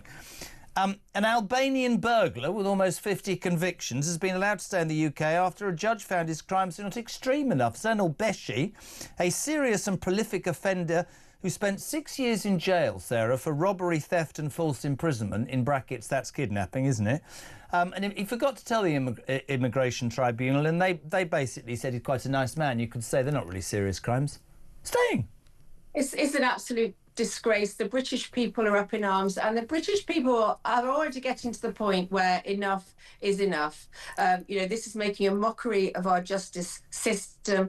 How is it that there's such an industry of left-wing, human rights, woke lawyers defending these people, allowing this sort of decision to be made? And I'll tell you what, if I become Justice Secretary, this type of thing will not be happening. Oh, she's told us what job she's going to get. There you are, Justice Secretary. Brilliant. No, I didn't tell you that, Jeremy. I just said if I was Justice Secretary, I would put a stop to this type of nonsense, because we should be we should be representing the proudest judicial system in the world. That's why I became a magistrate 20 years ago. What is happening to it? Well, I was going to ask you, actually, because you've talked about that quite a lot. And when you see things like the Albanian, and then the other story today, this revolting Abdul Rauf in Rochdale, the leader of that notorious Rochdale rape gangs, has had £285,000 from the British taxpayer. It's building a house in his family's home in Pakistan whilst using our money to fight deportation. It should have been deported 10 years ago. When you were a magistrate, right, did you start to see this creeping in? Woke lawyers using whatever they could to charge £800 an hour that the taxpayer paid to allow people who are basically not good enough to stay in our country. Did you see it happening in front of your very eyes? To give you a great example, in fact, it was just towards the end of my time as a magistrate. I had an organised crime gang in, 4 Romanian men. They were reaping havoc across the northwest. It was in Chester Crown Court, Chester Magistrates Court, I should say. And do you know what I did? I sent them all straight to custody, and I was told by the legal clerk that, you can't really do that, Mum, because they haven't got a criminal record. You can't really send people to prison without a criminal record, straight off like that, without some community order. This is an organised crime gang. So do you know what I did, Jeremy? Straight into custody, and everybody was like, "Ooh, what's she done?" You've got to be that hard. You've got to be brave. I don't care if that was appealed. It never was appealed, by the way, because that was a clear-cut organised crime gang, and people need to be tougher. And how ironic that this Labour government, in that David Gort review I referred to earlier, are advocating more community rehabilitation. And he's wet anyway, Gort. He's as wet as anything. He's wet. And yet, the likes of Lucy Connolly and my constituent that I spoke to you about earlier have gone to prison for 28 months, 31 months. What is happening? There's no rehabilitation offered there. That's the point. That's why people, this is why I keep saying it to anybody and everybody, that's why people's frustration is growing. Not that there seems to be duplicity. There seems to be 2 different ways of handling this. I repeat many times, I don't condone what Lucy put. She was out of anger. It was stupid. She took it down. I can tell you that, going back to what we started, Bob Vylan, whatever his name is, that was premeditated, and I very much expect the BBC knew it was coming, that Glastonbury knew it was coming. There's probably some of them at Glastonbury are happy with the publicity. But if you're going to do it for one, I really think... But just final question. Do you... I've heard Nigel say, I'd love your take on this. For me, all these left-wing lawyers grab the ECHR and they go, the only 2 countries that don't belong to the ECHR are Belarus and Russia. If we left, we'd look absolutely dreadful. It was created by Churchill. Yes, 70 years ago. It is defunct, and it is being used to have people stay here who shouldn't. Tell me, if you get in on day one, that is gone, irrespective of the blob or the rest of the world. That's gone, right? It's gone. I've made it very clear. Reforms policy, we will come out of the ECHR. We will stop this huge industry of woke left-wing lawyers defending these people, allowing them to stay in this country. We have to get tough. And you know what, Jeremy? We have the will of the British people behind us. So good to have you on. I'm so glad you came back. I thought it was only for Peter Cardwell. Really great. Never mind taking Nigel to lunch. What about taking me to lunch, Jeremy? It's on. This is going to be. I'll ring you after the show. That sounds a bit forward. I will take you to lunch, Sarah Pochin. Thank you so much indeed. I've got to buy lunch now. I've gone a bit red there, right? Sarah Pochin, Reform UK, Runcorn and Helsby, laying it out there. 6:23. Still to come this hour. Adrian Mills, my mate. Yes, the legend that worked alongside Dame Esther Ranson. Can he stick up for the BBC? I hardly think so. John Lucas, night news editor, Sergeant at Arms. He's here. Plus, apparently, Kevin O'Sullivan in a two-way because he wants to do a two-way if he turns up. This is Talk Drive.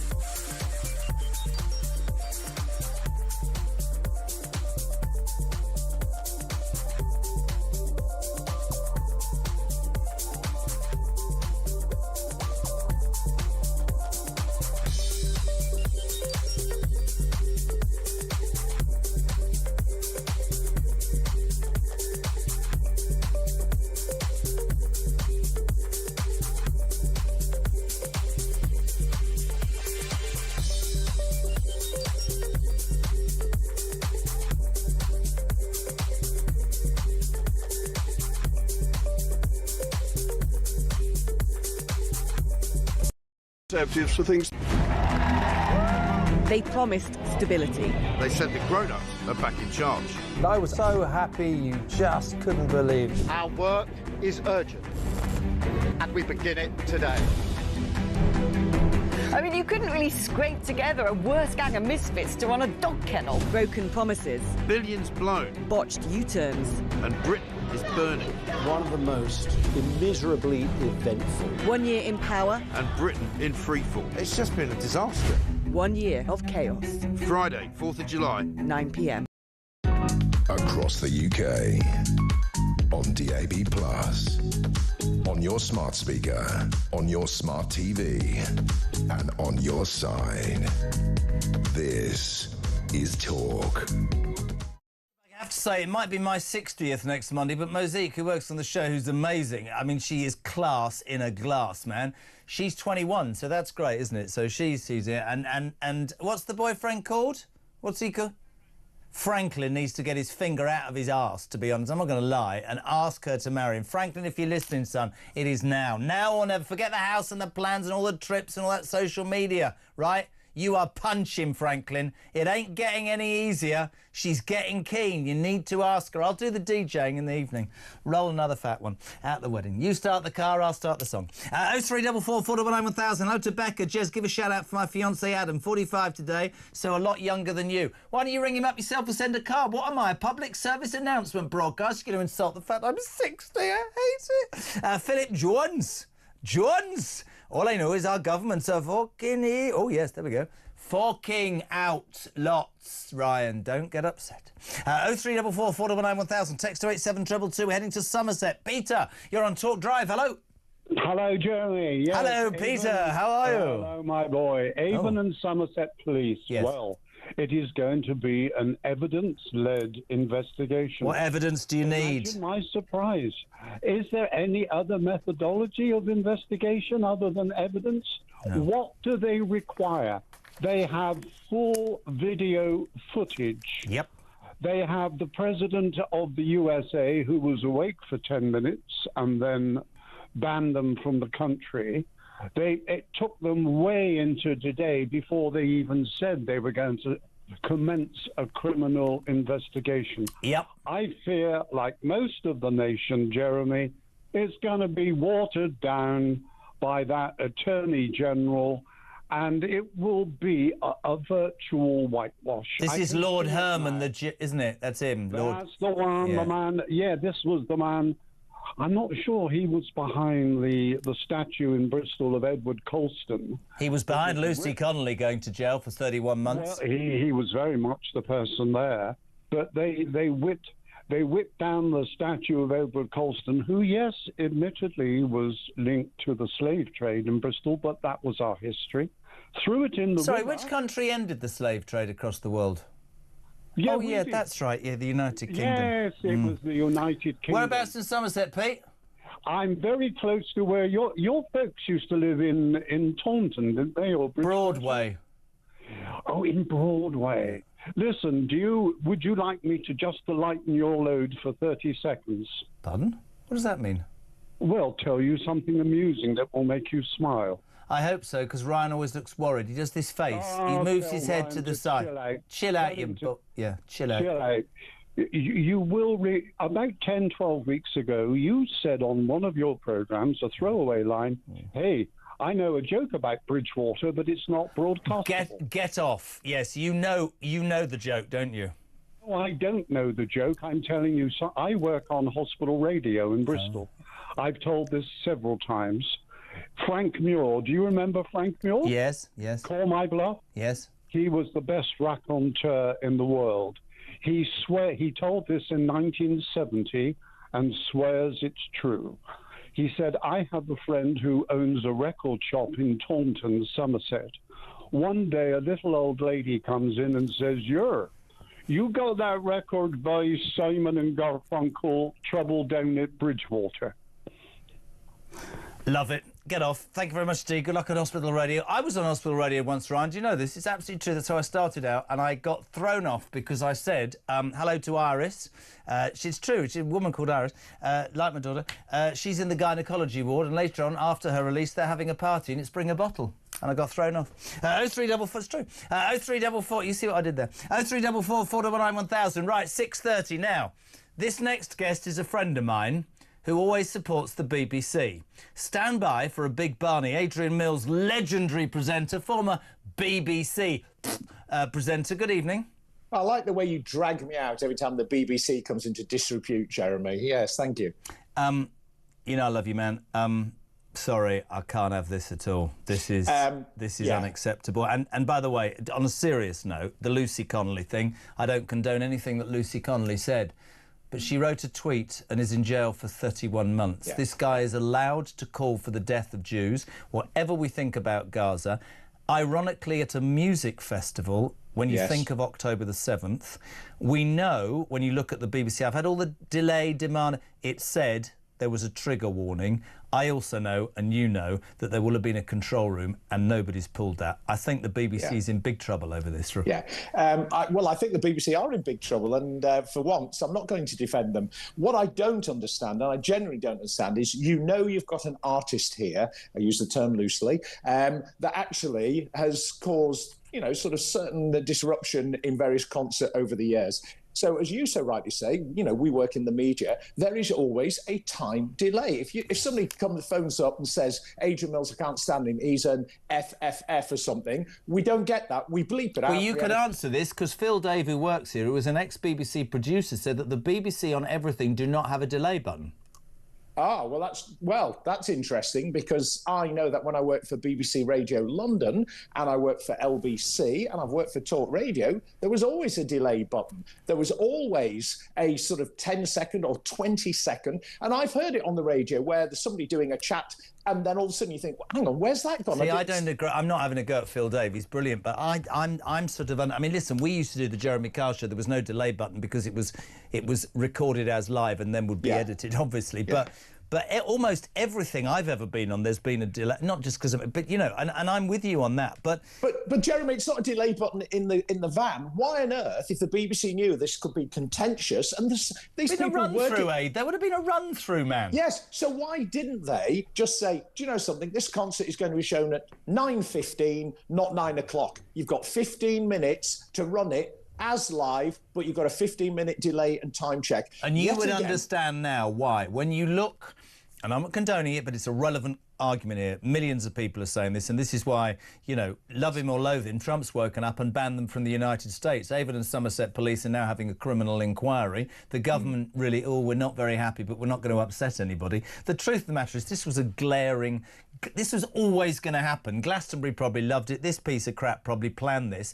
The BBC, right, will prosecute old crannies for not paying their licence fee. And yet, quite rightly after Southport, his police went amongst and got those people and they were in jail within 24 hours. Yeah. This guy's walking free. It's not a good look. It's just an appalling look, I think. What I find extraordinary is the BBC knew that the band coming on after this guy was Kneecap, and look at the controversy that's surrounding them at the moment, and the BBC chose not to broadcast their performance. But the people that are there, these are people that also work in music as well. Some of those presenters know exactly what they're getting. They must know there's an element of controversy. So I really don't understand it. And as you so rightly say, when you look at Lucy Conley, 31 months for putting a tweet up, then deleting it, I find that so reprehensible. I'm not condoning her words, but I would have thought the right way to deal with Lucy Conley was to get her to do some community service within the Muslim community to understand how those words were inappropriate to 99% of the Muslim community. But Lord Heifer, or whatever his name is, Herman, the whatever, patently wanted to make an example of her, and that labelling by Starmer of everybody's far right. Well, for probably half or more than half now of this country, they're going, hold on a second, so you're on the streets within 10 minutes, far right. What about this bloke? This bloke's asking for the death of Jews, and you know I don't like what's happening in Gaza, right? I don't like it. No, it's appalling. I have Jewish friends, right? Who will tell me that their kids can't walk down the street in their blazers. And this piece of crap going deaf to the IDF, he should have been arrested already. But Jeremy, let us not forget as well that crowd, and there's thousands in that crowd, they were chanting along with it as well. Yeah, but you won't like what I'm going to say about that. That's go on, fire away. Stupid, middle-class, unwashed people on drink and drugs who are activists who just jump on a bandwagon like the Just Stop Oil. I suspect they haven't even got a clue, with the greatest of respect, about what's going on in the Middle East. I'm being completely honest. But you know what I mean. There's an interesting argument I heard this morning where somebody actually said on a broadcast, would the same reaction have been the same if it had gone on about the Russians in Ukraine? Yep. And I said, look, as far as I'm concerned, all human life is precious, and I don't want to see anybody mouthing off about having anybody killed, you know, regardless of what nationality they are. The question now is, the BBC, are they culpable? I suspect they are. Will this guy be prosecuted? I'm not convinced. I really am not. I think it'll be a whitewash. I think a lot of people feel it will be a whitewash. But listen, I think it rather solidifies the argument that so many people feel is a relevant argument, which is the BBC. I know you've always talked about value, and I get all of that, right? But increasingly, it isn't far right who say, it's a little bit imbalanced, this, mate, to be perfectly honest. This is getting worse and worse. I told you what happened to me on Saturday at Lord Wandsworth College, Henry's school. He left on Saturday at speech day. I'm sat there minding my beeswax, and they bring out, what's that bloke's name as the guest speaker? Andy Zaltzman does the BBC Radio 4 News quiz or whatever. First 4 minutes, hysterical. Then he sits and basically stands and basically says, need to tell all of you from 11 to 18 the reality of the world. Donald Trump's a maniac. Your parents and grandparents that voted to leave Brexit have ruined your future just for odd-shaped vegetables. Net zero is the future. The Tories... And I'm sat there thinking, this is interesting, isn't it? And I'm not having a go at you because we're mates, right? No. That is, to me, what a lot of people will think. There's a left-wing BBC commentator who hates everything about the Tories and everything about private education, taking a fee on a Saturday, Saturday to slag everybody off. Yeah, imposing his thoughts on an audience. I get it. I get it. There are lots of people with those views. There are lots of people speaking at events that actually, if they were to be recorded, in hindsight, you'd be thinking, oh, that's a bit near the knuckle. But when you are on primetime television and you know there's somebody there that's going to be quite volatile in terms of what they're going to do or say because of past history, then you actually go through it with a fine-tooth comb and you delay that programme by 30 minutes, you delay it by 20 minutes, do whatever you do, but you don't broadcast it live. You just don't. Can I say, I always say it to you, he always laughs, this man, I honestly mean this, people, this is the ultimate television professional. Thank you, Aid. Really good to see you, matey. All right? Always good to see you, Jeremy. And by the way, Jeremy, can I just say, 60, I'm in July as well. I think your birthday's in July. 60 is nothing, my mate. When nothing. Are you 60? 16th of July. No, I'm not 60. I'm 69 on the 16th of July. 69? Exactly. So shut up about being 60. Jodie's just gone, God, he looks good for 69. Thank you, Jodie. She's currently undergoing therapy. Have a good one, Aid. Good man. 69. I'm as young as anything. Talk Drive.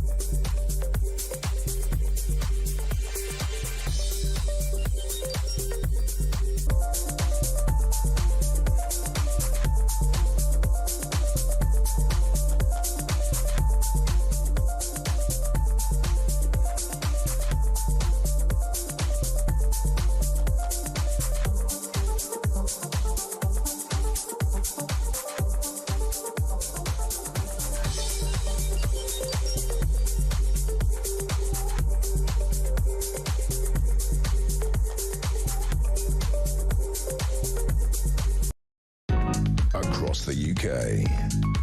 On DAB+, on your smart speaker, on your smart TV, and on your side. This is Talk. Welcome back. 20 minutes to 7 o'clock. We're live across the UK. Delighted to be joined now by a man who's getting a bit of a cult following. His name is John Lucas, night news editor in The Sun, but he's known affectionately as Sarge now. And we're suddenly starting to get emails and messages from women saying that you're hot stuff. This is brilliant. They're going to rip it out of him. Yeah. And then Friday night I'm at home and you and Elson are sending me pictures of you with a pint of beer in your hand. Yeah, we did. We had a very nice night out saying goodbye to our former political editor and Jack, our new political editor, you know, seeing him off. It was very nice, civilised. The legend is Harry Cole. Sadly, kids couldn't make it. But, yeah, Sarge, you all right? Yeah, very well, yeah. He's really dishy. We really like him. Can you have him on more often? He's got great teeth. Isn't he hunky? That was from Peter in Peterborough. No, I'm joking. Right, The Sun, tomorrow, what we got? Take them away. Yes, well, yeah, this is a great victory for us. So we've been campaigning on the issue of migrant hotels and the boat migrants there working for Deliveroo completely illegally, earning up to £1,000 a week in some cases. Great investigative work. Thomas Godfrey, right? Thomas Godfrey. It was a team job. You know, we've been all over the country doing this. We were focusing today on the biggest one, which is in Barbican. Can I just say I'm trying not to laugh because he's being deadly serious, and Jodie is on her hands and knees taking him a glass of water. This is what happens now. Thank you. She's on her hands and knees in front of him. Oh, would you like some water, John? Right, crack on. He's gone again. But brilliantly, the Home Office actually swooped in today. So we had 20 enforcement officers there. They're in stab vests and all the gear. And what they were doing was, when these guys were coming out, going to the bikes, they're stopping them, questioning them. Amazing. They were having a good look through their phones to see whether they've got the apps. One guy said, well, what are you doing? I don't work for Deliveroo. As he's talking to the cop, it's phoned and it's Deliveroo. He says, well, why is Deliveroo phoning you? They've taken some of the bikes off into the vans, but it's still an ongoing thing. This is where, and this is me at my most serious, this is where The Sun is incomparable to anybody else, because this is the best piece of investigative journalism. In fact, it proves, doesn't it, that the right journalism makes a huge difference. Today, 20 enforcement cops doing what so many in this country have thought should have happened before, and is so utterly outrageous that these people can come to this country and they can get jobs straight away. And The Sun's campaign has made that happen. That's brilliant, isn't it? Absolutely. It's exactly what it's all about. Yeah, and we want to keep on it. We'll keep doing it, and we'll keep making sure that things are happening. Now, also, I mean, I've been going on about this all day because to me this is ridiculous. This Bob Vylan, this low-life piece of crap who did what he did at the weekend, we announced this during the show. I thought it was quite interesting. You're going to talk about the BBC being under fire. Donald Trump woke up and said, I'm revoking your US visas, you're not coming. I don't want that hate in my country. Followed swiftly by Avon and Somerset Police launching a criminal investigation to not only Bob Vylan but also Kneecap. It's being treated as a public order incident. Others were chanting, I think they're druggies, you just follow. I'm being completely like that. But the BBC, right, I mean, I've done television for 30 years. There would have been a run-through, they would have seen, just had Adrian Mills on. They are absolutely under the cosh, and quite rightly. This is, how many red flags do you need, or Palestinian ones, to know what's going to happen? Yeah, absolutely. I mean, you know, at 100%, the people running that show, they would have known or had a very good inkling of what sort of you know, statements, content that would have been in there. So it's baffling. And Ofcom have been putting the Beeb under the cosh today, so it's heads will roll somewhere, I'm sure. Well, you'd like to think so. But the thing about this is we've been at another sort of mini protest today. So this is outside a courtroom where Palestine Action were but they were chanting the same thing, that this his name's Pascal Robinson Foster's his real name. He sounds remarkably normal, doesn't he? Exactly, Middle class from Surrey with very angry man. I said I'd never heard of him. Like 90% of the population. Well, 99.9% probably. He's a very angry man. Listen to his music. But the point is that obviously people can pick up on these chants, and it can snowball, and you don't know what, you know. Well, I'll ask you and the Sun team something. This is just a theory from us, right? So you think when if there is hate crime, then I would think that supporting somebody saying let's kill the IDF is anti-Semitic. So you know at football matches when people do things and the cameras zoom in, you telling me they haven't got that? All the BBC, the 900 people there, they could find out who was agreeing with that in the crowd and caution them as well, couldn't they? Yeah, I imagine both ways, doesn't it? Great story. This is this great story about this kid. Oliver Tarve ranked 733rd in the world, British player, won in the first round of Wimbledon. This is really sad but really great. Well, I think this is one of my favourite stories of the day, and I'm not a big follower of tennis. Are you not? Just the fact of what do you like, netball? I'm a football man. Who do you support? Arsenal. Get out. Oh, we've had this before. Yeah, he's done amazingly. So 733rd in the world. That makes him the lowest ranked player in the tournament. No one's backing him to win. He gets through now. Having got through, he should get 100k. Yeah, but 66 wasn't he guaranteed as a loot, but he's won in the first round today. He's guaranteed £100,000. Yeah, he gets 100k, but he is a student in the US academy system, and the rules there mean he can only have, I think it's 10k career prize money. He's already got 2.5k. He's only allowed to pocket 7.5. Can his parents have the rest? No, the 90k he can only have on expenses. So if he can find I'd be hiring a helicopter to go for dinner. There's a hell of a lot of Sun journalists lining up today to offer their advice on how he could make up that 90k. I can't imagine that at all. But that's sad though, really. But it's a great story. And it's amazing. Paul Bugger's got Carlos Alcaraz next. Well, because he just squeaked through, didn't he? But I think he's got a chance because Alcaraz is knackered. You know why, don't you? No. Emma Raducanu. Oh. Unless Emma Raducanu's, after Sarge, is she? Look at the face, look. I love that bloke on top.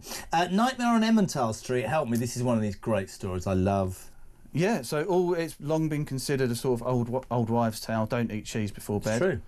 A scientific study, this is at the University of Montreal in Canada, have found that actually eating cheese before bed really does give you nightmares.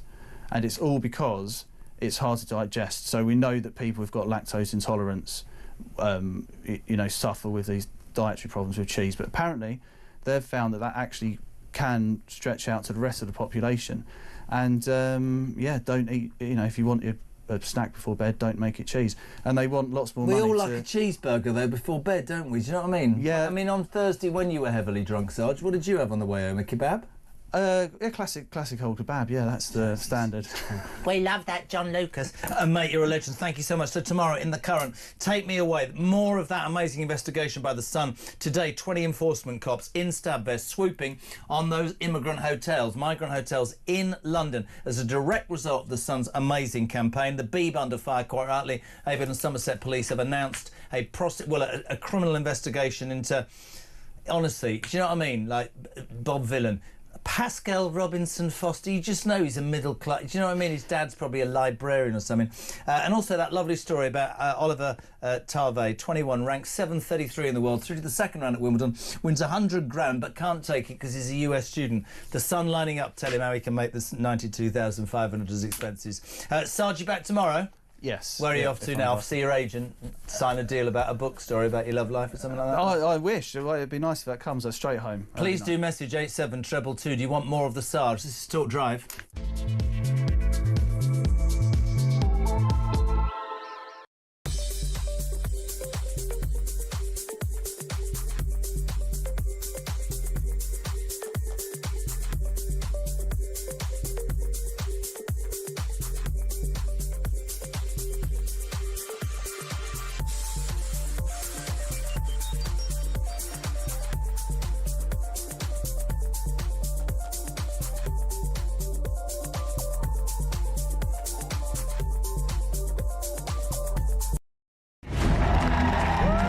They promised stability. They said the grown-ups are back in charge. I was so happy you just couldn't believe it. Our work is urgent, and we begin it today. I mean, you couldn't really scrape together a worse gang of misfits to run a dog kennel. Broken promises. Billions blown. Botched U-turns. And Britain is burning. One of the most immeasurably eventful. 1 year in power. And Britain in freefall. It's just been a disaster. 1 year of chaos. Friday, 4th of July. 9 p.m. Across the UK. On DAB+. On your smart speaker, on your smart TV, and on your side. This is Talk. Don't forget, this Friday marks the 1 year anniversary. Is it an anniversary or 1 year memorial for Labour's landslide victory? And to commemorate the occasion, I don't think commemorate's the right word. Talk has put together a 1 hour special looking back at Starmer's first 12 months in power in Downing Street. 1 year of chaos. Airs on Friday at 9 p.m. on YouTube. It stars the legend that is Mike Graham from Morning Glory. It stars the legend that is Julia Hartley-Brewer from The Morning Show. It stars the legend that is Ian Collins from The Afternoon. It stars the legend that is Kev O'Sullivan, who's here from 7 o'clock, and the legend that is Alex Phillips, who's on at the weekend. I missed my train. Well, the train was delayed, so I'm not on it, which is probably another reason to watch it. Anyway, 1 year of chaos. A good description for this bloody programme on YouTube. Right, pin back your logos, ladies and gentlemen. We started this show by talking about how the BBC should have pulled the live stream on Bob Vylan's Glastonbury performance. We've heard that Avon and Somerset Police are about to launch or have launched a criminal investigation. People are appalled in this country, appalled that this vile human being can chant for the death of Jews. Whatever you think of Gaza and Netanyahu, you're on stage going deaf to the idea if that's acceptable, is it? But Lucy Connolly, hurty words, in jail. This has just been released. Kev's going to have fun with this. The BBC Director General made the decision personally not to pull the live stream of Bob Vylan's Glastonbury performance from iPlayer whilst attending the festival himself. Tim Davie was visiting staff on Saturday afternoon at the festival and was informed of the group's chant of deaf to the IDF shortly after it had been made. He then made the decision that the performance should not be made available on demand, but decided against pulling the live stream, which was available on iPlayer for another 5 hours. A BBC source said Tim was there to see the team. He was made aware during the time he was there of what had been said. He intervened to make sure the performance was not made available on demand. He was clear. Pulling the live stream... Right, honestly, ready? Pulling the live stream brings certain technological challenges. Really? With hindsight, we would have taken it down. Why didn't you then, you dumb idiots? There have been calls for Mr Davie to resign over the incident. Yeah. So you knew what they said, Tim Davie, and you let it go out. Interesting. And Lucy Connolly's in jail. 0344 419 1000. We'll head to Cornwall. John, you're on Talk Drive. A very good evening. How are you? I'm fine. Good evening, Jeremy. Thanks for having me on. Whereabouts are you in Cornwall, boy? Right down near Penzance. Oh, lovely. I've been to Penzance once. It was closed, didn't it? Train don't stop Penzance Fridays, and I don't think it ever will. Right, what we got? Talk to me. Well, the thing that I noticed about it, all the palaver, he was a mediocre performer with very little backing, but now he's made himself celebrity status by saying aggressive, stupid things. I think he should go to jail, John. Yeah, but he's not the first person to do it. Remember, I don't know if you can remember the 60s, Malcolm X in the 60s. I'm not that old. No, but Malcolm X in the 60s. You see, but we're talking. Forget that though. The fact is, whether he's made a name for himself or whatever, the fact remains that Lucy Connolly, for writing some hurty words which we don't condone, is in jail for 3 years, and this bloke on stage is saying deaf to the IDF. Whatever your views on that, that is hate speech. Why is he not treated the same as she was treated? Don't get it. It's a two-tier justice system in this country where there's only freedom of speech if you say the right things towards the right people. Am I allowed to ask how old you are? I'm in my 70s, sailing through my 70s. What do you think? All right. What do you think genuinely about the direction this country's going in, John? It's going in a direction that will lead to only one ending. I remember the 70s, and we're going through exactly the same thing at the end of the 70s. I mean, when taxation was jacked up on the rich and everything else, all the rich left, and where it's going to lead. Because right across Europe, it's exactly the same. Young people have had enough.